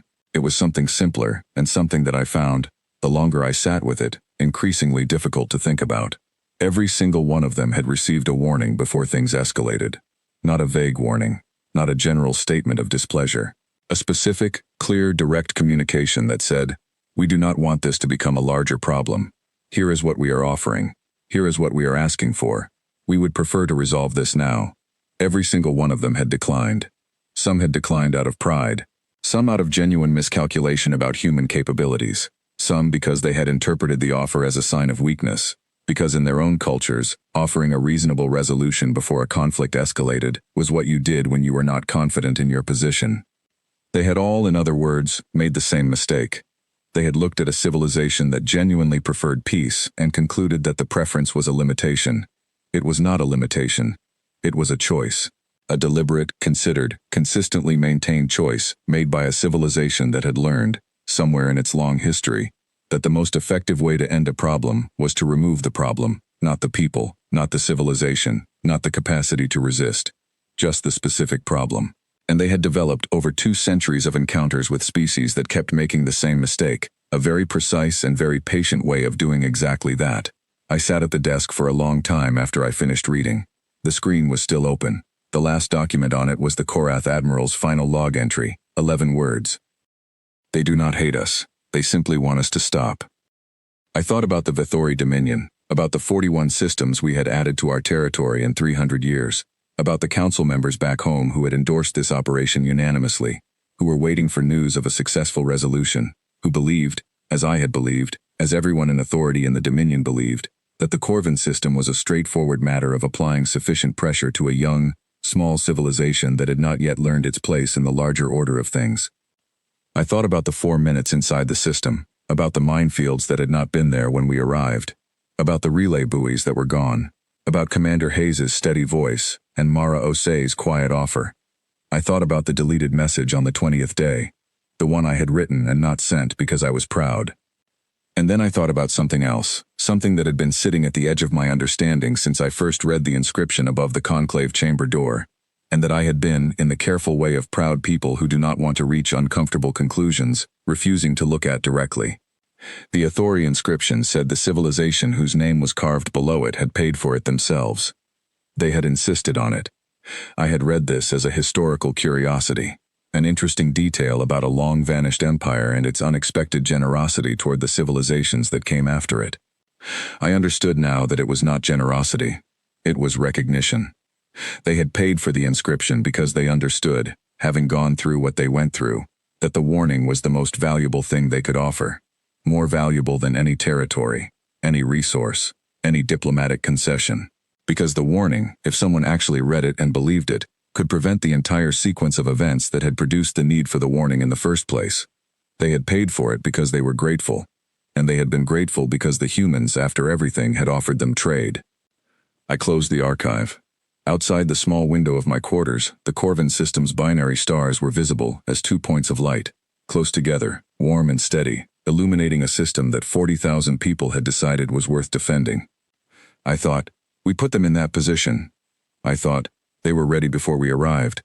I thought, the reinforcement fleet is coming, and when it arrives, we are going to make exactly the same mistake again, only larger and more expensive. I reached for my personal communication device. I needed to talk to Thyros, not because I had a plan, not because I knew what to say or what could still be changed, but because I had spent 31 hours reading the accounts of every civilization that had sat where I was sitting, and every single one of them had spent too long sitting there alone. And none of them, not one, had been glad they waited. Thyros answered on the second call. He sounded awake, which told me he had not been sleeping either. In 12 years of working together, I had called him late at night exactly twice before. Once during a trade negotiation that collapsed unexpectedly, and once when a member of our delegation had a medical emergency that needed quiet handling. He knew, when he heard my voice, that this was not a routine call. He did not say anything unnecessary. He simply asked what I needed. I told him I had been reading the Conclave archives. There was a pause. The testimonies, he said. It was not a question. I asked him if he had read them. Another pause. Longer this time. I read them, he said. Approximately 3 weeks before we delivered the ultimatum. I sat with that for a moment. And you said nothing. I said several things, he said quietly. You interpreted them as caution, and set them aside. I did not push harder, because you had already made the decision, and I was not certain, at that point, that I was reading the situation correctly. A pause. I am more certain now. I asked him what he thought we should do. He was quiet for a long time, long enough that I thought the connection had dropped. Then he said, I think we should be very careful about what happens when the reinforcement fleet arrives, because everything I have read suggests that what we do in the next few days will determine whether this ends in a way the Dominion can recover from, or in a way that the Dominion spends the next 50 years recovering from. I told him I thought he was right. We talked for another hour. Not about plans. We did not have enough information for plans. We talked about what we knew, and what the archives had told us, and what the pattern of human behavior across 150 years of encounters suggested about what would happen if the Dominion pressed forward with the operation as originally designed. By the end of the conversation, neither of us felt better, but we felt, at least, like we were looking at the same picture. That was something. The reinforcement fleet arrived 37 hours after the first fleet had taken its position at the edge of the engagement envelope. It was a significant force, larger than the initial fleet, carrying heavier armament, and commanded by Fleet Commander Drath, who was senior to Admiral Torvek, and who had been given full operational authority over the combined force by the Dominion Council back home. Fleet Commander Drath was not a diplomat. He had spent 40 years in the Vithori military, and he had the particular quality of career military officers who have been successful for a long time, and have, as a result, developed a very high level of confidence in their own judgment. He reviewed the tactical situation in the Corvin system with Torvek for approximately 2 hours. Then he called a combined briefing for all senior officers and the diplomatic delegation. I sat in the front row of that briefing and listened to him outline the plan. It was, by military standards, a reasonable plan. He had more ships, heavier weapons, and a detailed analysis of what the First Fleet had encountered. He had identified the weaknesses in the human defensive arrangement. The converted freighters were tough, but they were not fast, and a sufficiently large force attacking from multiple vectors simultaneously could overwhelm the overlapping coverage arcs by forcing the freighters to respond to too many threats at once. The minefield problem was manageable, with dedicated clearance vessels operating under protective fire.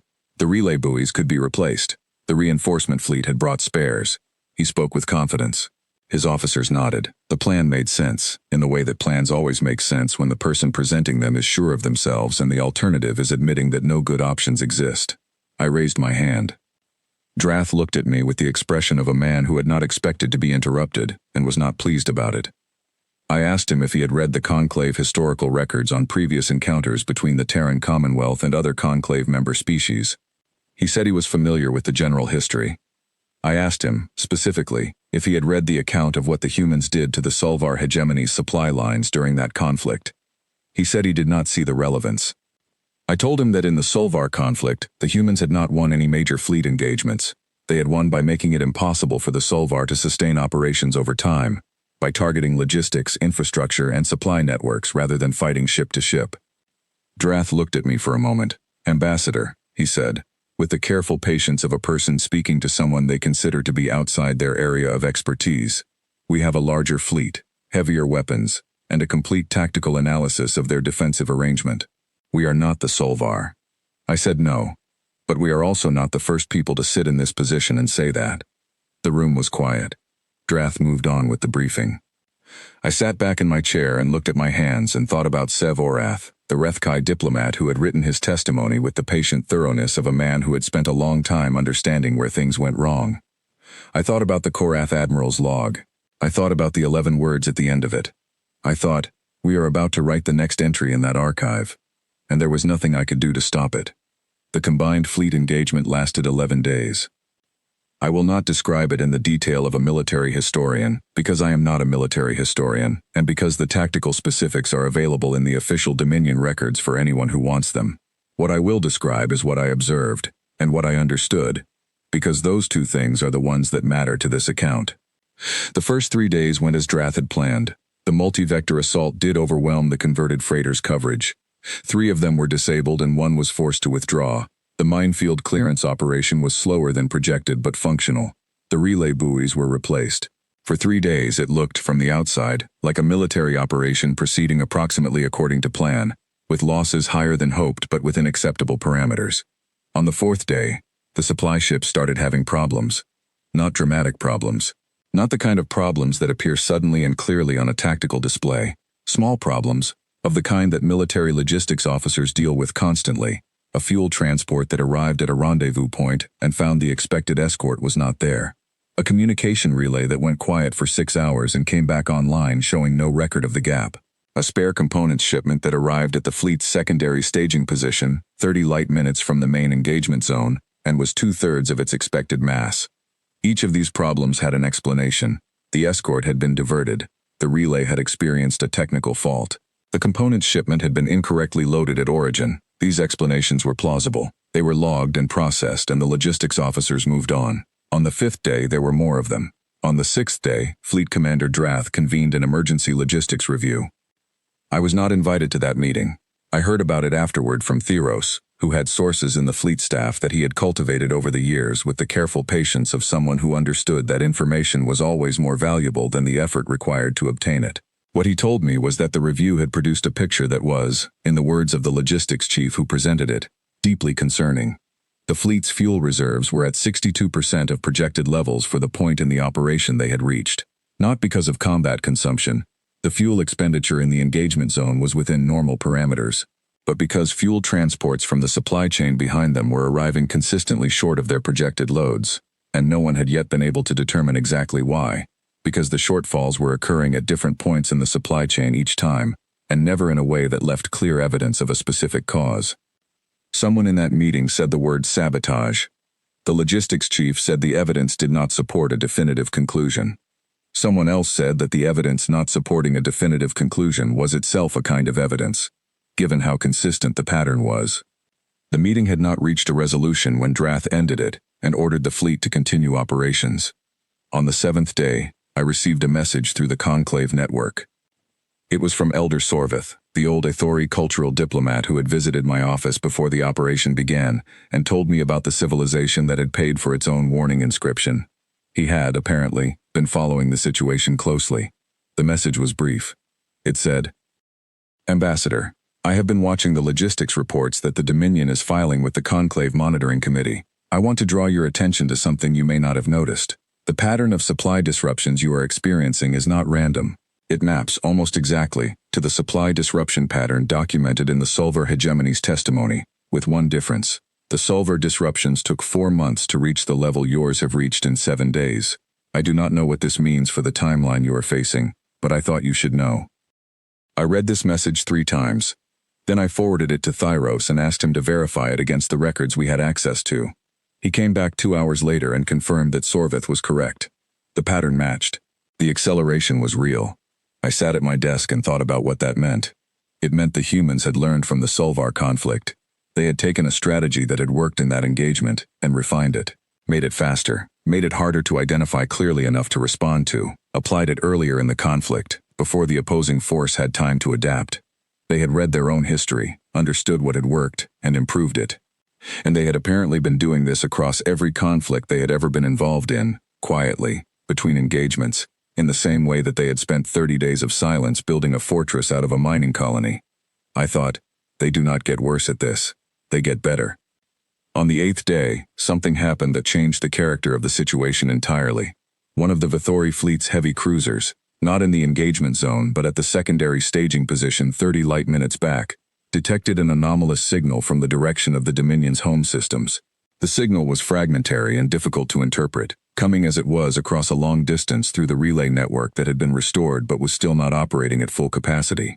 The communications team worked on it for 4 hours before they had a clear enough picture to bring to Drath. What they brought him was this.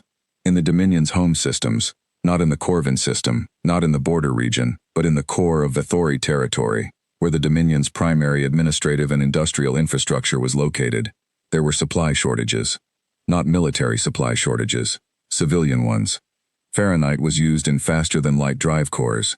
The Corvin system was not the only source of Fahrenheit in Vithori space, but it was, according to the Dominion's own infrastructure planning documents, which were not classified, because who plans a civilian logistics network as if it were a military secret, the source of approximately 30% of the Fahrenheit used in Vithori civilian shipping, commercial vessels, cargo transports, the ships that moved food and materials and people between Vithori systems. The operation in the Corvin system had been running for 8 days. The Corvin system's Fahrenheit output had, for obvious reasons, been 0 for those 8 days. The Vithori Dominion's domestic Fahrenheit reserves were, according to the standard reserve calculations that the Dominion Infrastructure Ministry had published 3 years ago in an annual resource report, sufficient for approximately 15 days of normal consumption. The humans had not targeted the Vithori home systems. They had not needed to. The operation itself, by removing access to the Corvin system's output, had created a supply problem that would grow larger every day the operation continued. Drath reviewed this information and said that the Dominion would source Fahrenheit from alternative suppliers. The logistics chief said that the alternative suppliers in the region had, over the past week, uniformly reported supply constraints of their own and were unable to commit to new contracts in the short term. There was a long silence in that briefing room. Theros, sitting beside me, leaned over and said, very quietly, just to me, they contacted the suppliers before we launched the operation. I nodded. We had read the same archives. On the 9th day, the conclave species began recalling their ambassadors from Vithori space. Not all of them, not officially. The Conclave Monitoring Committee, the body responsible for observing and recording the conduct of conflicts between member species, published its 9th-day situation report, and that report was read by every diplomatic delegation in the conclave, and the reading of it produced a specific, visible response. 3 species requested that their ambassadors currently stationed in Vithori diplomatic facilities be transferred to neutral stations for the duration of the conflict. 2 others announced, through quiet back-channel communications rather than formal declarations, that they were suspending ongoing trade negotiations with the Vithori Dominion, pending resolution of the situation. None of them made public statements. None of them declared any position on the conflict. They simply began, quietly and individually, to create distance. I had been in conclave diplomacy long enough to know what that looked like.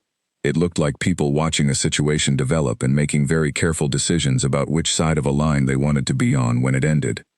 On the 10th day, Fleet Commander Drath attempted the flanking maneuver that Admiral Torvek had tried on the first day of the engagement, a larger version, with more ships, taking advantage of minefield clearance that had been completed on the 6th day. It was, by any tactical assessment, better executed than Torvek's attempt.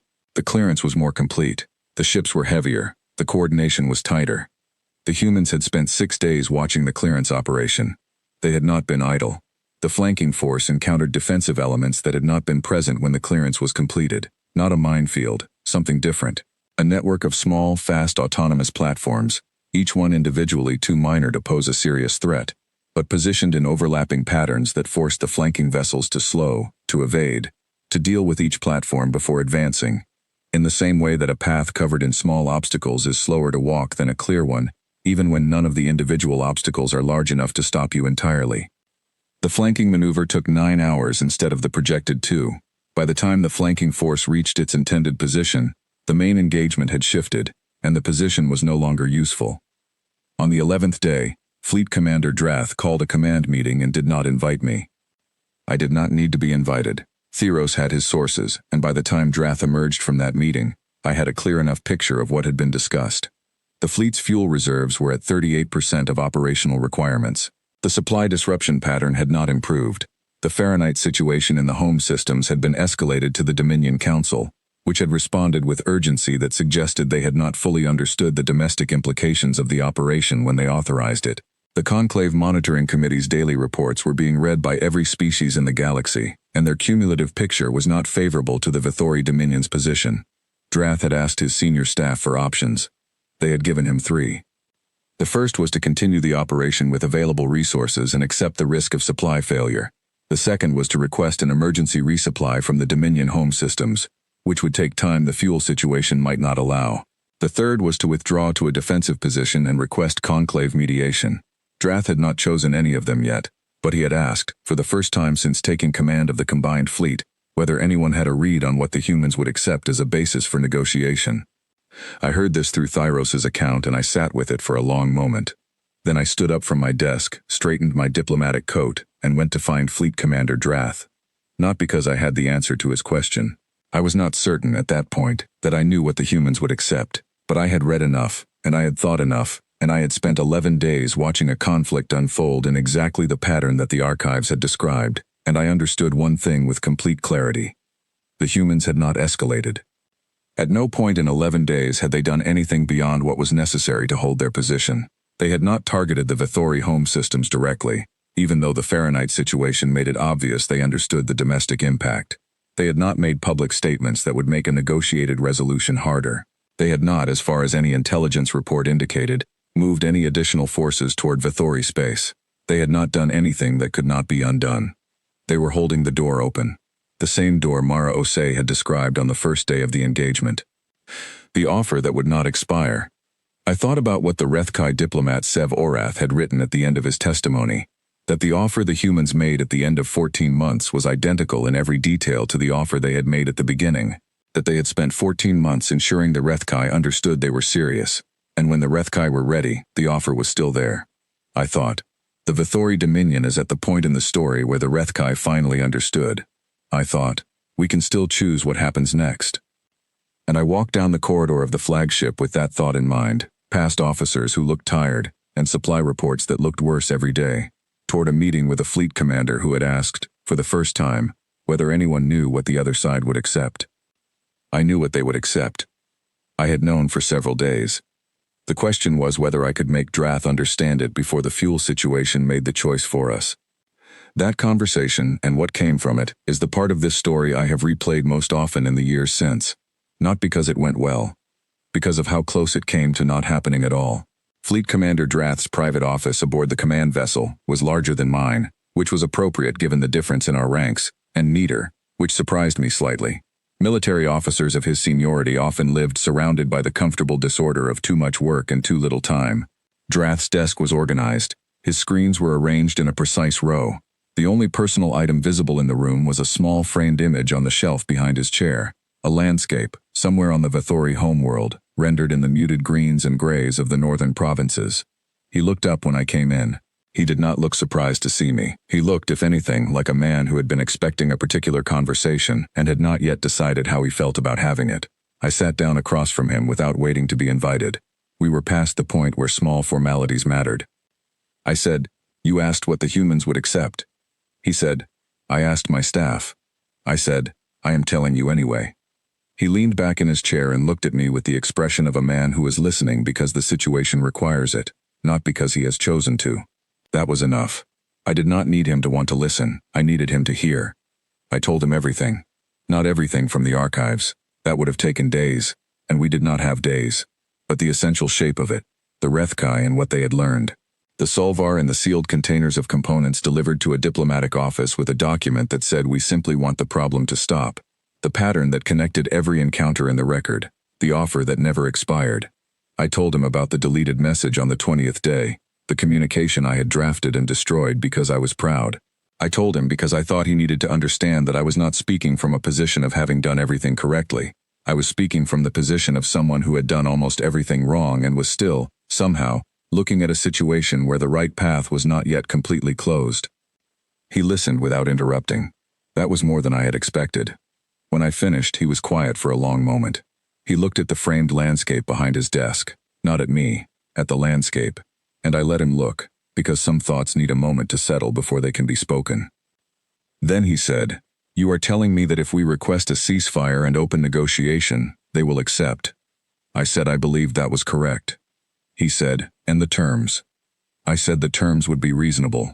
More reasonable than anything the Dominion Council would expect.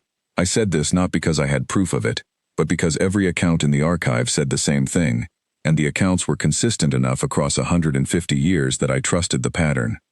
He said the Council will not accept a ceasefire that looks like a defeat. I said, the alternative is a defeat that looks like one.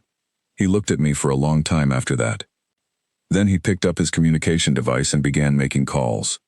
The ceasefire request was transmitted through the Conclave Monitoring Committee rather than directly to the human fleet, which was a deliberate choice on Drath's part.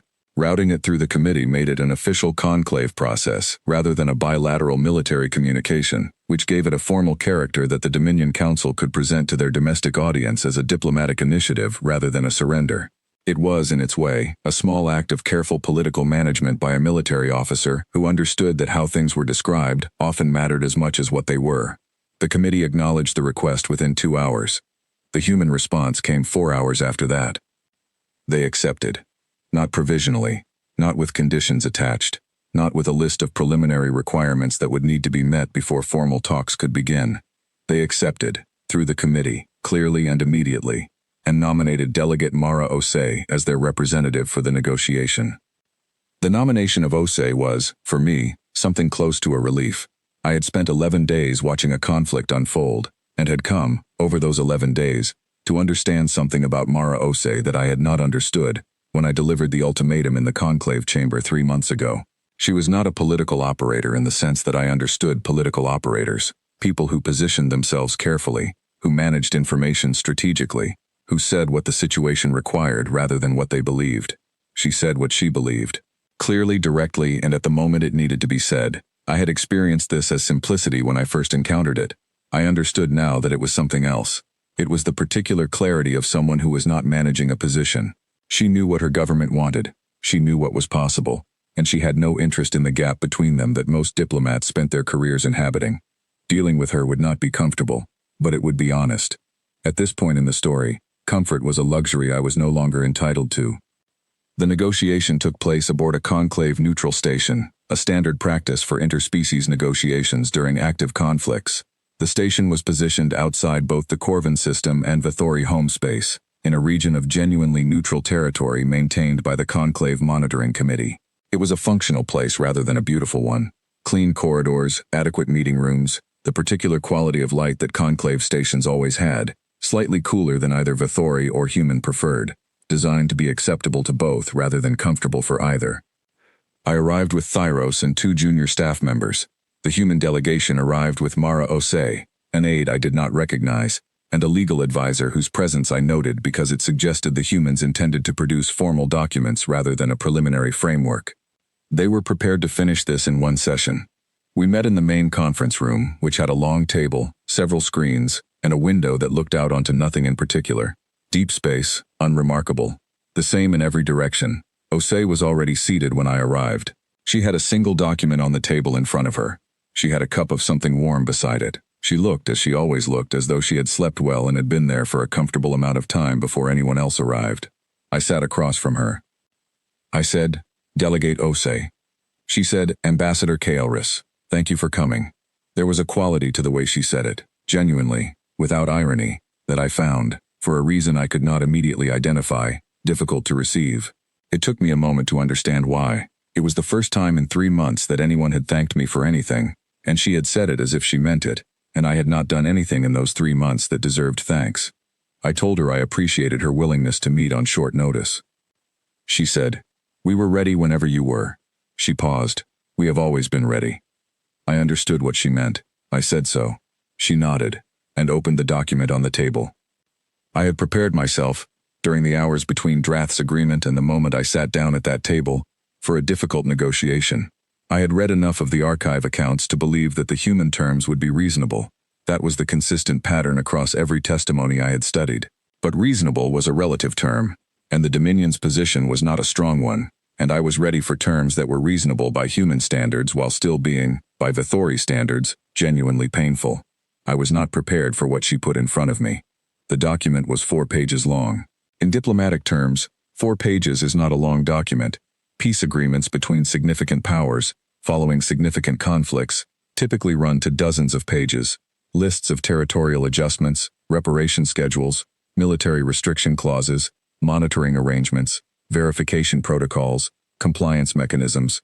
The machinery of a formal settlement between two civilizations that have been in conflict is usually extensive, because the distrust that conflict creates requires extensive documentation to manage. The human document had none of that. Page 1 was a statement of facts, the existence of the dispute, the issuance of the ultimatum, the military engagement in the Corvin system, the ceasefire request. It was accurate.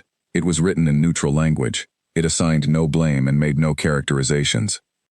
Page 2 contained 3 clauses. The first clause stated that the Corvin system would be recognized as Terran Commonwealth territory under conclave territorial law, and that the Vithori Dominion would withdraw any claim to the system within 30 standard days. The clause noted that this was, in fact, the legal position that the Conclave Arbitration Committee had been moving toward for the past 2 years of the legal dispute, and that the document was simply acknowledging what the legal process would have concluded anyway. The second clause stated that any Vithori personnel currently held by Commonwealth forces would be released within 48 hours, and that any Commonwealth personnel currently held by Vithori forces would be released within the same period. The third clause stated that normal diplomatic relations would resume immediately upon signing, and that both governments would nominate representatives to a joint economic committee within 60 days. I read all 3 clauses twice. Then I looked at the remaining 2 pages. Page 3 was a short technical annex about the process for withdrawing the Vithori fleet from the Corvin system's broader region.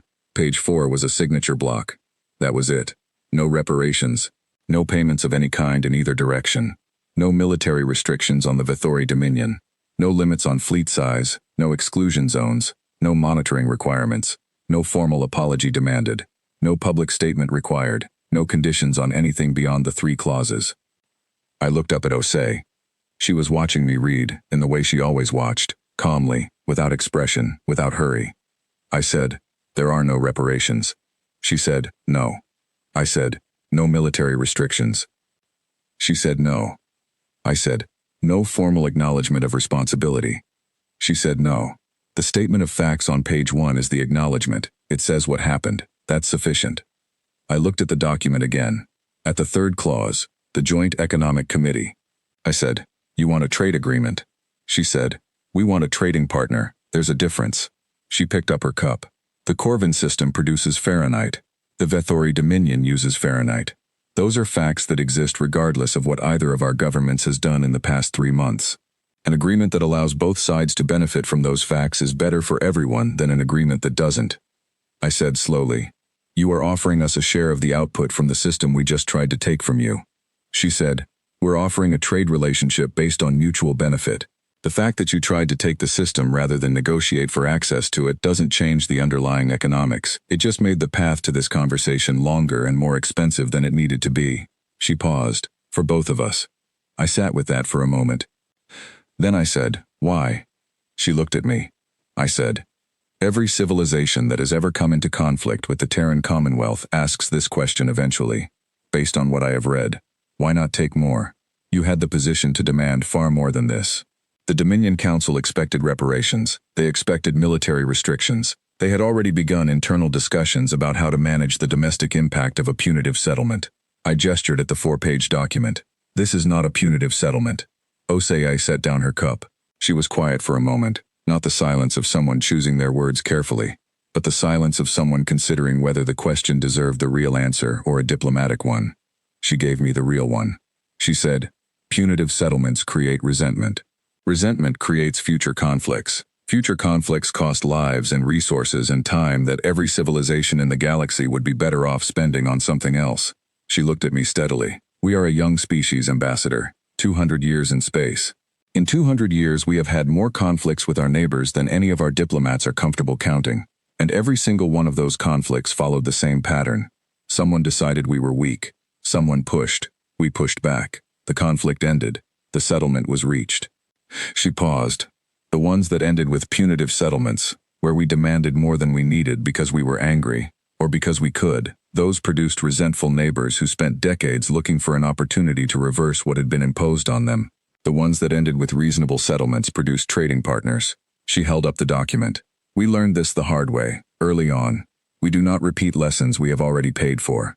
I said, the Dominion Council will believe this is a trap. She said, I know.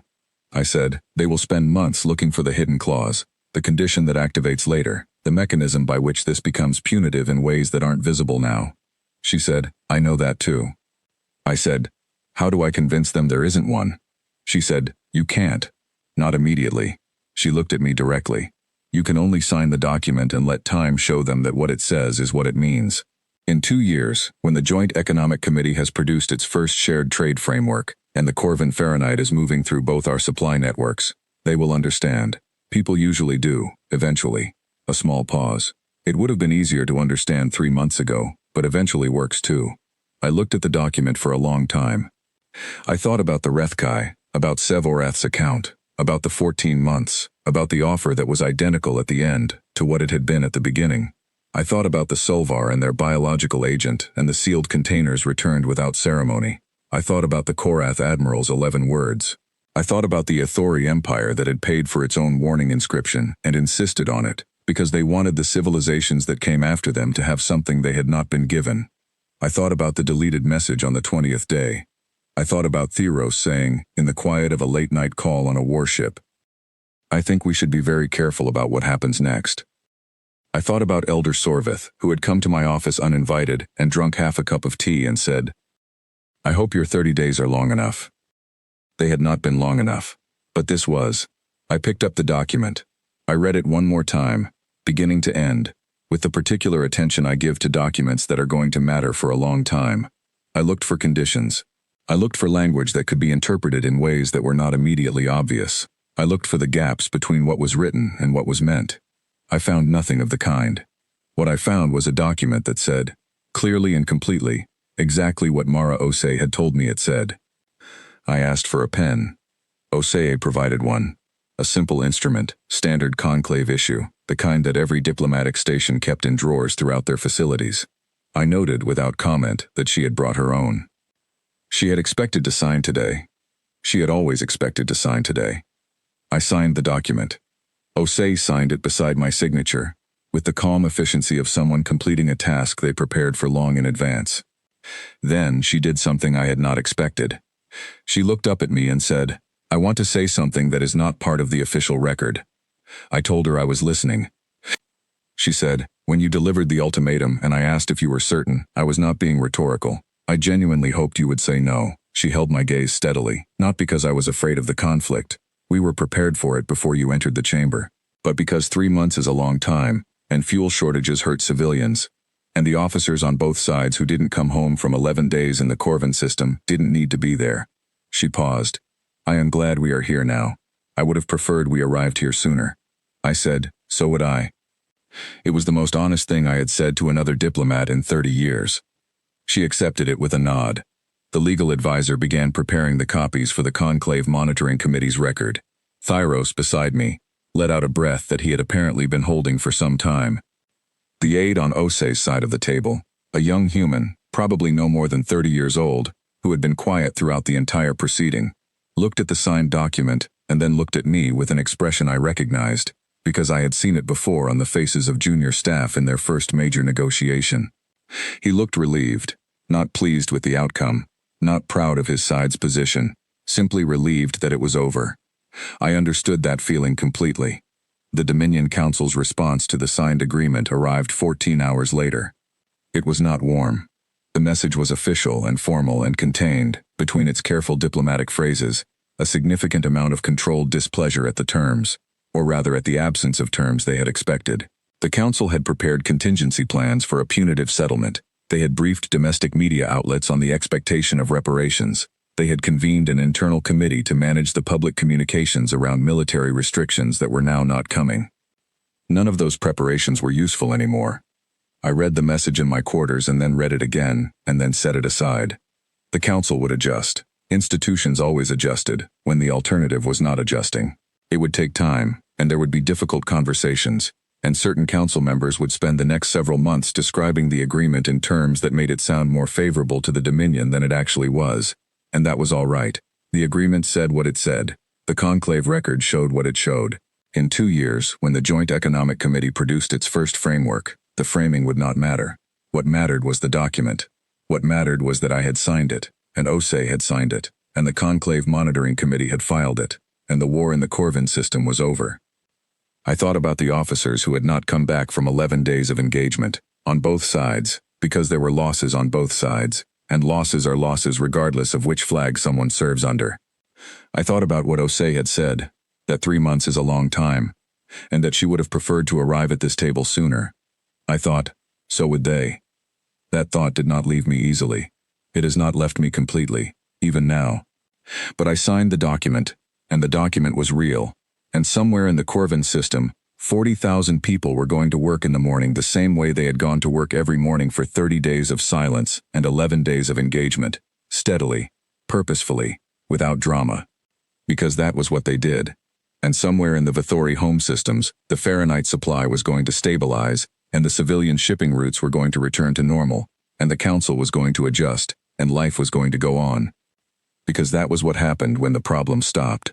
The humans had known this from the beginning. It had taken me 3 months, 11 days, 31 hours of reading in a small room on a warship, and 1 4-page document to learn what they had known all along. I cannot say I learned it gracefully, but I learned it. And in the morning, there was one more thing left to do. The morning after I signed the document, I went back to the conclave chamber alone. It was early. The session day had not yet begun. The cleaning staff had already passed through, and the vast room had the particular quality that large spaces have when they are empty and quiet, and lit by the soft ambient light that the conclave's automated systems maintain through the night hours. The tiered seating rose in silent curves around the central floor. The screens at the delegate stations were dark. The only sounds were the faint movement of the environmental systems and my own footsteps on the old Aethori stone. I walked to the senior delegate's entrance. I stood in front of the inscription. I had my translation device with me, but I did not need it. I had read the inscription enough times by then that I had memorized it, not deliberately, but in the way that words memorize themselves when you have returned to them often enough that they stop being something you read and become something you simply know. I stood there for a long time. Not thinking, exactly, not reviewing the events of the past 3 months in any organized way, just standing in front of words that an empire had paid to have carved into stone 800 years ago, because they wanted every civilization that came after them to have something they had not been given. After a while, I sat down on the bench that ran along the wall beside the entrance, a bench that had probably been there since the Aethori built the chamber, worn smooth by 800 years of people sitting on it before difficult sessions, and I thought about what I was going to do next. Not as a diplomat, as a person. I had a report to write for the Dominion Council. I had a domestic situation to manage, the Council's displeasure at the terms, the media framing, the internal political consequences of an operation that had not produced what it was supposed to produce. I had colleagues to speak to and records to file in the long, unglamorous work of translating a signed agreement into functioning policy. All of that was true, and all of it would begin soon enough. But sitting on that bench, in the empty chamber, I thought about something else. I thought about the young officer on the Vithori fleet who had asked his commanding officer, several months later, why the humans had not finished the war. I thought about what that question revealed, that there was an entire generation of Vithori military and diplomatic personnel who had watched the events of those 3 months, and drawn from them the conclusion that the humans had, for some reason, stopped short of what they could have done. They had not stopped short. They had done exactly what they intended to do, and nothing more. That was not stopping short. That was precision. And if the young officer did not understand that, if the Dominion's next generation of decision-makers grew up believing that the Corvin conflict had ended, because the humans held back out of weakness or uncertainty, rather than because they had achieved their specific objective, and had no interest in achieving anything more, then the lesson had not been learned. And unlearned lessons have a way of being repeated. I thought, someone needs to say this clearly. I thought, it probably has to be me. The request I submitted to the Conclave Administrative Office that morning was unusual enough that the duty officer called to confirm it twice. I was requesting permission to place a new inscription in the Grand Conclave Chamber, not a replacement for any existing text, but an addition, to be positioned beside the senior delegate's entrance, adjacent to the Aethori inscription that had been there for 800 years. The administrative office said this would require approval from the full conclave cultural committee. I said I understood and asked them to begin the process. The cultural committee met 3 weeks later. I presented my request in person, which was also unusual. Most inscription requests were submitted in writing and reviewed in the committee's standard session. Coming in person said that I considered this important enough to defend directly. The committee had 12 members, representing 12 of the conclave's oldest continuous member species. They listened to my presentation with the careful attention of people who take the stewardship of a shared historical space seriously, and they asked reasonable questions, and at the end of the session they voted. The vote was 11-1 in favor. The one dissenting member was from a species called the Varani, who felt that the chamber already had sufficient inscription, and that adding more risked cluttering a space that derived its dignity partly from restraint. It was a reasonable objection. I noted it in the record respectfully. The inscription was carved 3 months after the vote by the same stone artisans who maintained the existing authority text. They worked from a template I had provided in the standard conclave common script that every member species could read without translation assistance. When it was done, I went back to the chamber to see it. It looked right. Not dramatic. It was not carved to be dramatic. It was carved to be read, which is a different quality entirely. The letters were clean and even, the same size as the surrounding authority text, without emphasis or decoration.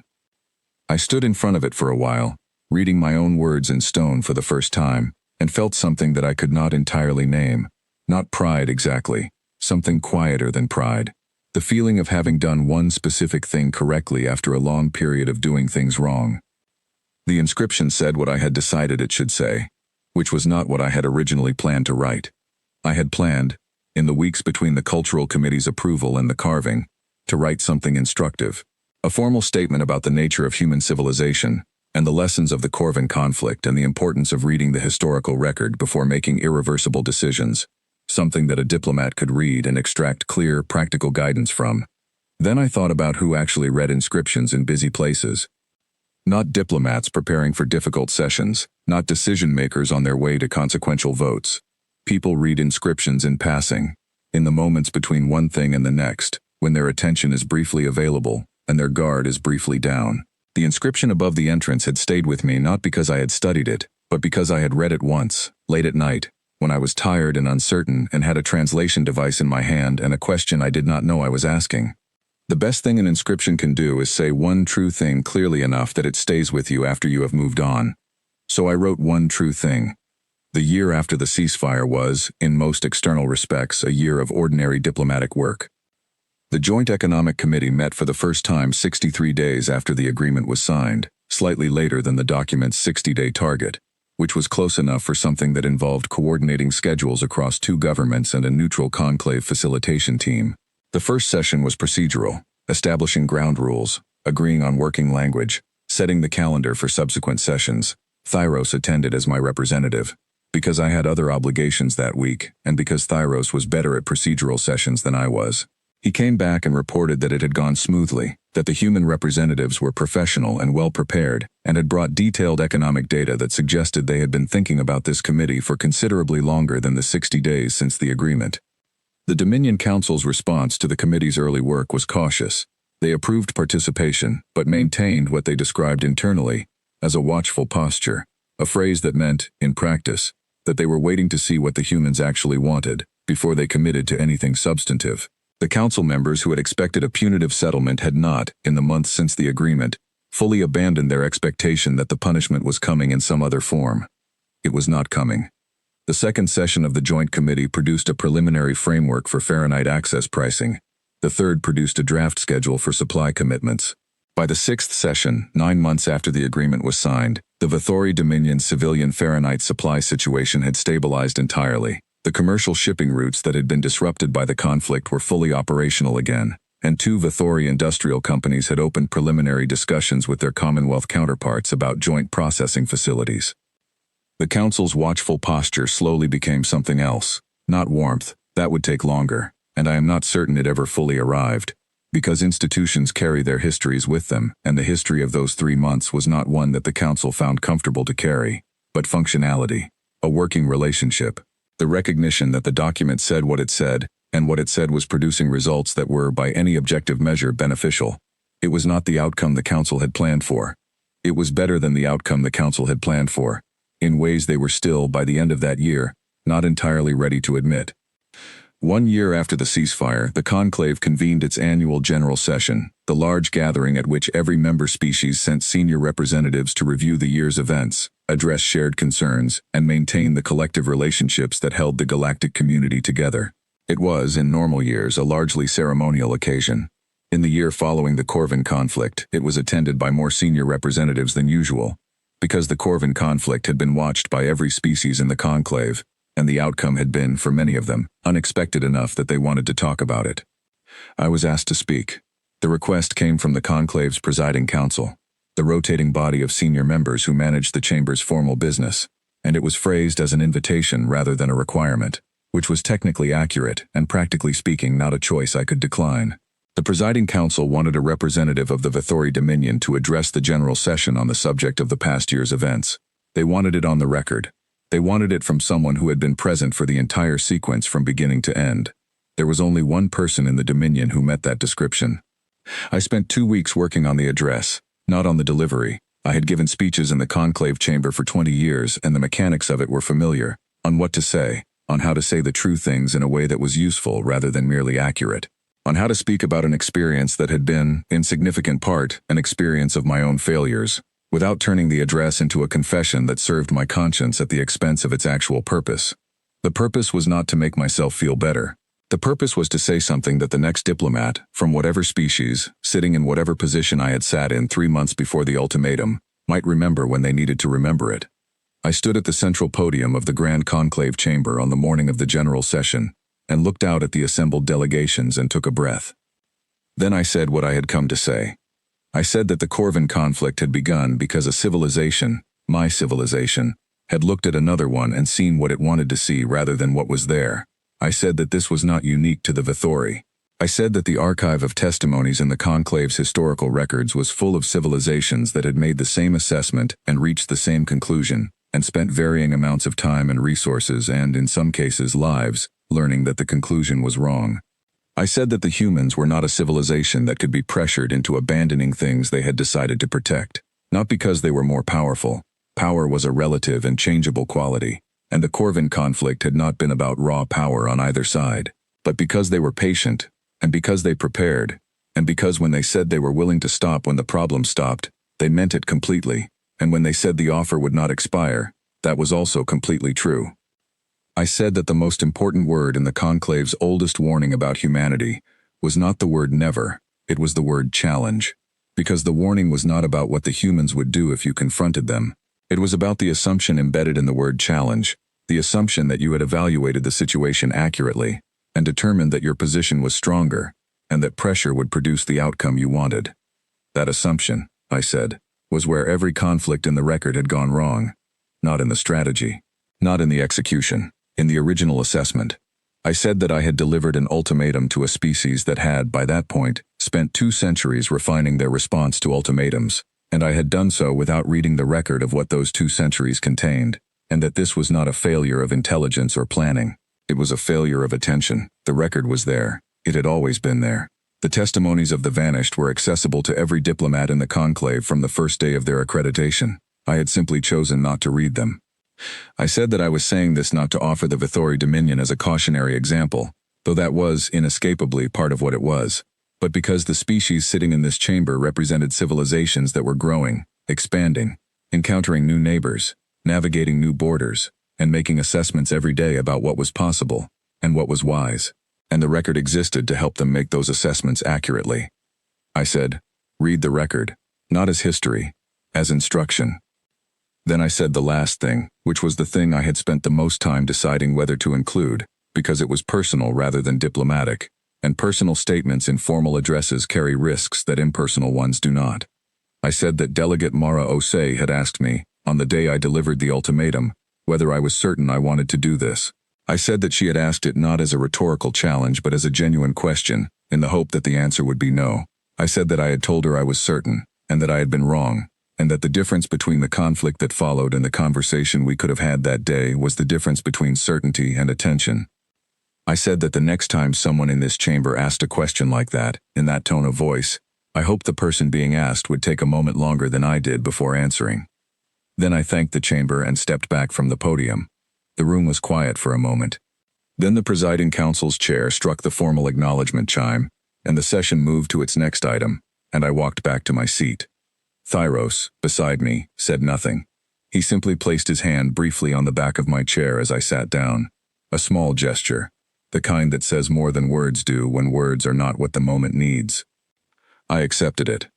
The inscription I had placed beside the conclave chamber entrance, which I had been careful not to reference in the address because I did not want to appear to be promoting my own contribution to the building's decor, read as follows. It said, "The warning was never about what the humans will do to you. It was about what you will lose and what you could have had instead, if you are foolish enough to make them prove it. They do not want your worlds. They do not want your resources. They do not want your surrender. They want the problem to stop being the problem, and you will find that there is nothing they would rather do than trade with you." This inscription was written by someone who learned this late. You are reading it early. Use the difference wisely. Several delegates stopped to read it during the breaks between sessions. I watched this from across the hall, without drawing attention to myself, because the point of an inscription is not the person who wrote it. The point is whether it is read. It was read. The message from Mara Osei arrived on the evening of the day the inscription was formally unveiled, which was 3 days after the general session. The unveiling had been a small event, not a ceremony, because I had not wanted a ceremony. The conclave administrative staff removed the protective covering from the new stone, confirmed that the text was correct, and updated the chamber's official record to note the new addition. A few people who happened to be in the corridor at the time stopped and read it. One of them was a junior diplomat from a species I did not recognize, probably in her first year of conclave accreditation, who read it twice and then took an image of it on her personal device. That was enough. Osei's message arrived that evening on my personal communication device, not through the official conclave network, not through the diplomatic office channels, but directly, the way that people who know each other send messages when they want to speak as people, rather than as representatives. It was 3 words. It said, "We told you." I sat with my personal device in my hands and read those 3 words for a long moment. Then I did something I had not planned to do and could not entirely explain. I laughed. Not loudly, not the kind of laughter that requires an explanation, but the quiet, genuine kind that comes when something is both exactly right and exactly what you needed. 3 words, no punctuation, which was unusual for Osei, who was precise in her writing. No greeting, no context, no diplomatic framing. Just 3 words that referred to everything and required no elaboration because anyone who had been in the room when it was relevant would understand them completely. She was right. She had told me. On the day I delivered the ultimatum, she had told me. In the chamber, at the negotiating table, in the open channel during the engagement in the Corvin system, at every point at which the information was still useful, she had said, in one form or another, the thing that those 3 words were saying now.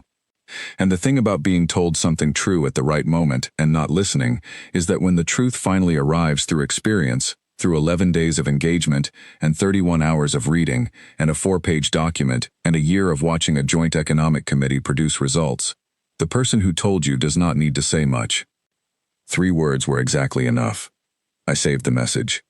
I have read it many mornings since then, not every morning, but enough mornings that it has become something I return to deliberately rather than by habit.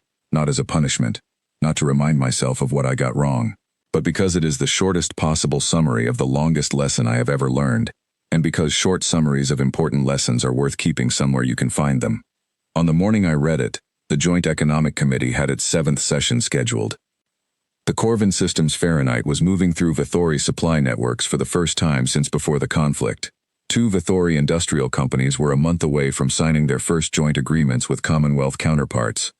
And somewhere, in a conclave chamber corridor, a junior diplomat who I would never meet was probably reading an inscription that I had written and deciding whether it meant anything. I hoped it did. I hoped she read the rest of the archive too, not just the warning above the door, not just the new text beside it, but the full testimonies, the long accounts, the detailed records of every civilization that had sat where I had sat and learned what I had learned, some of them slowly, and some of them painfully, and all of them, without exception, eventually. Because eventually is not the same as too late, and too late is not always what it looks like from the middle of it. I had thought, at several points in those 3 months, that I was too late, that the deleted message could not be undeleted, that the ultimatum on the official record could not be undelivered, that the 4 minutes in the Corvin system had committed the Dominion to a path with only one end. None of that was true. The path had been longer than it needed to be. More expensive, more damaging, harder on everyone involved than a different set of decisions would have made it. But it had led, eventually, to the same table and the same document and the same 3 words from across a table, where 2 people had signed their names to something that worked. That was not nothing. That was, in fact, the thing the humans had understood from the very beginning of their 2 centuries in space. Through every conflict and every difficult negotiation, and every civilization that had tested them and found, to its lasting surprise, that being tested was not the same as being beaten. They were not patient because they were powerful. They were effective because they were patient. And they offered trade because they had learned, early and thoroughly, that a trading partner was worth more than a defeated enemy, in every currency that civilizations actually use to measure the things that matter. I knew this now. I had learned it late, and not gracefully, and at a cost that I would carry with me for the rest of my career and possibly longer. But I knew it. And in the conclave chamber, cut into stone that would outlast me by centuries, it was written where anyone could read it. That would have to be enough. I thought that it was.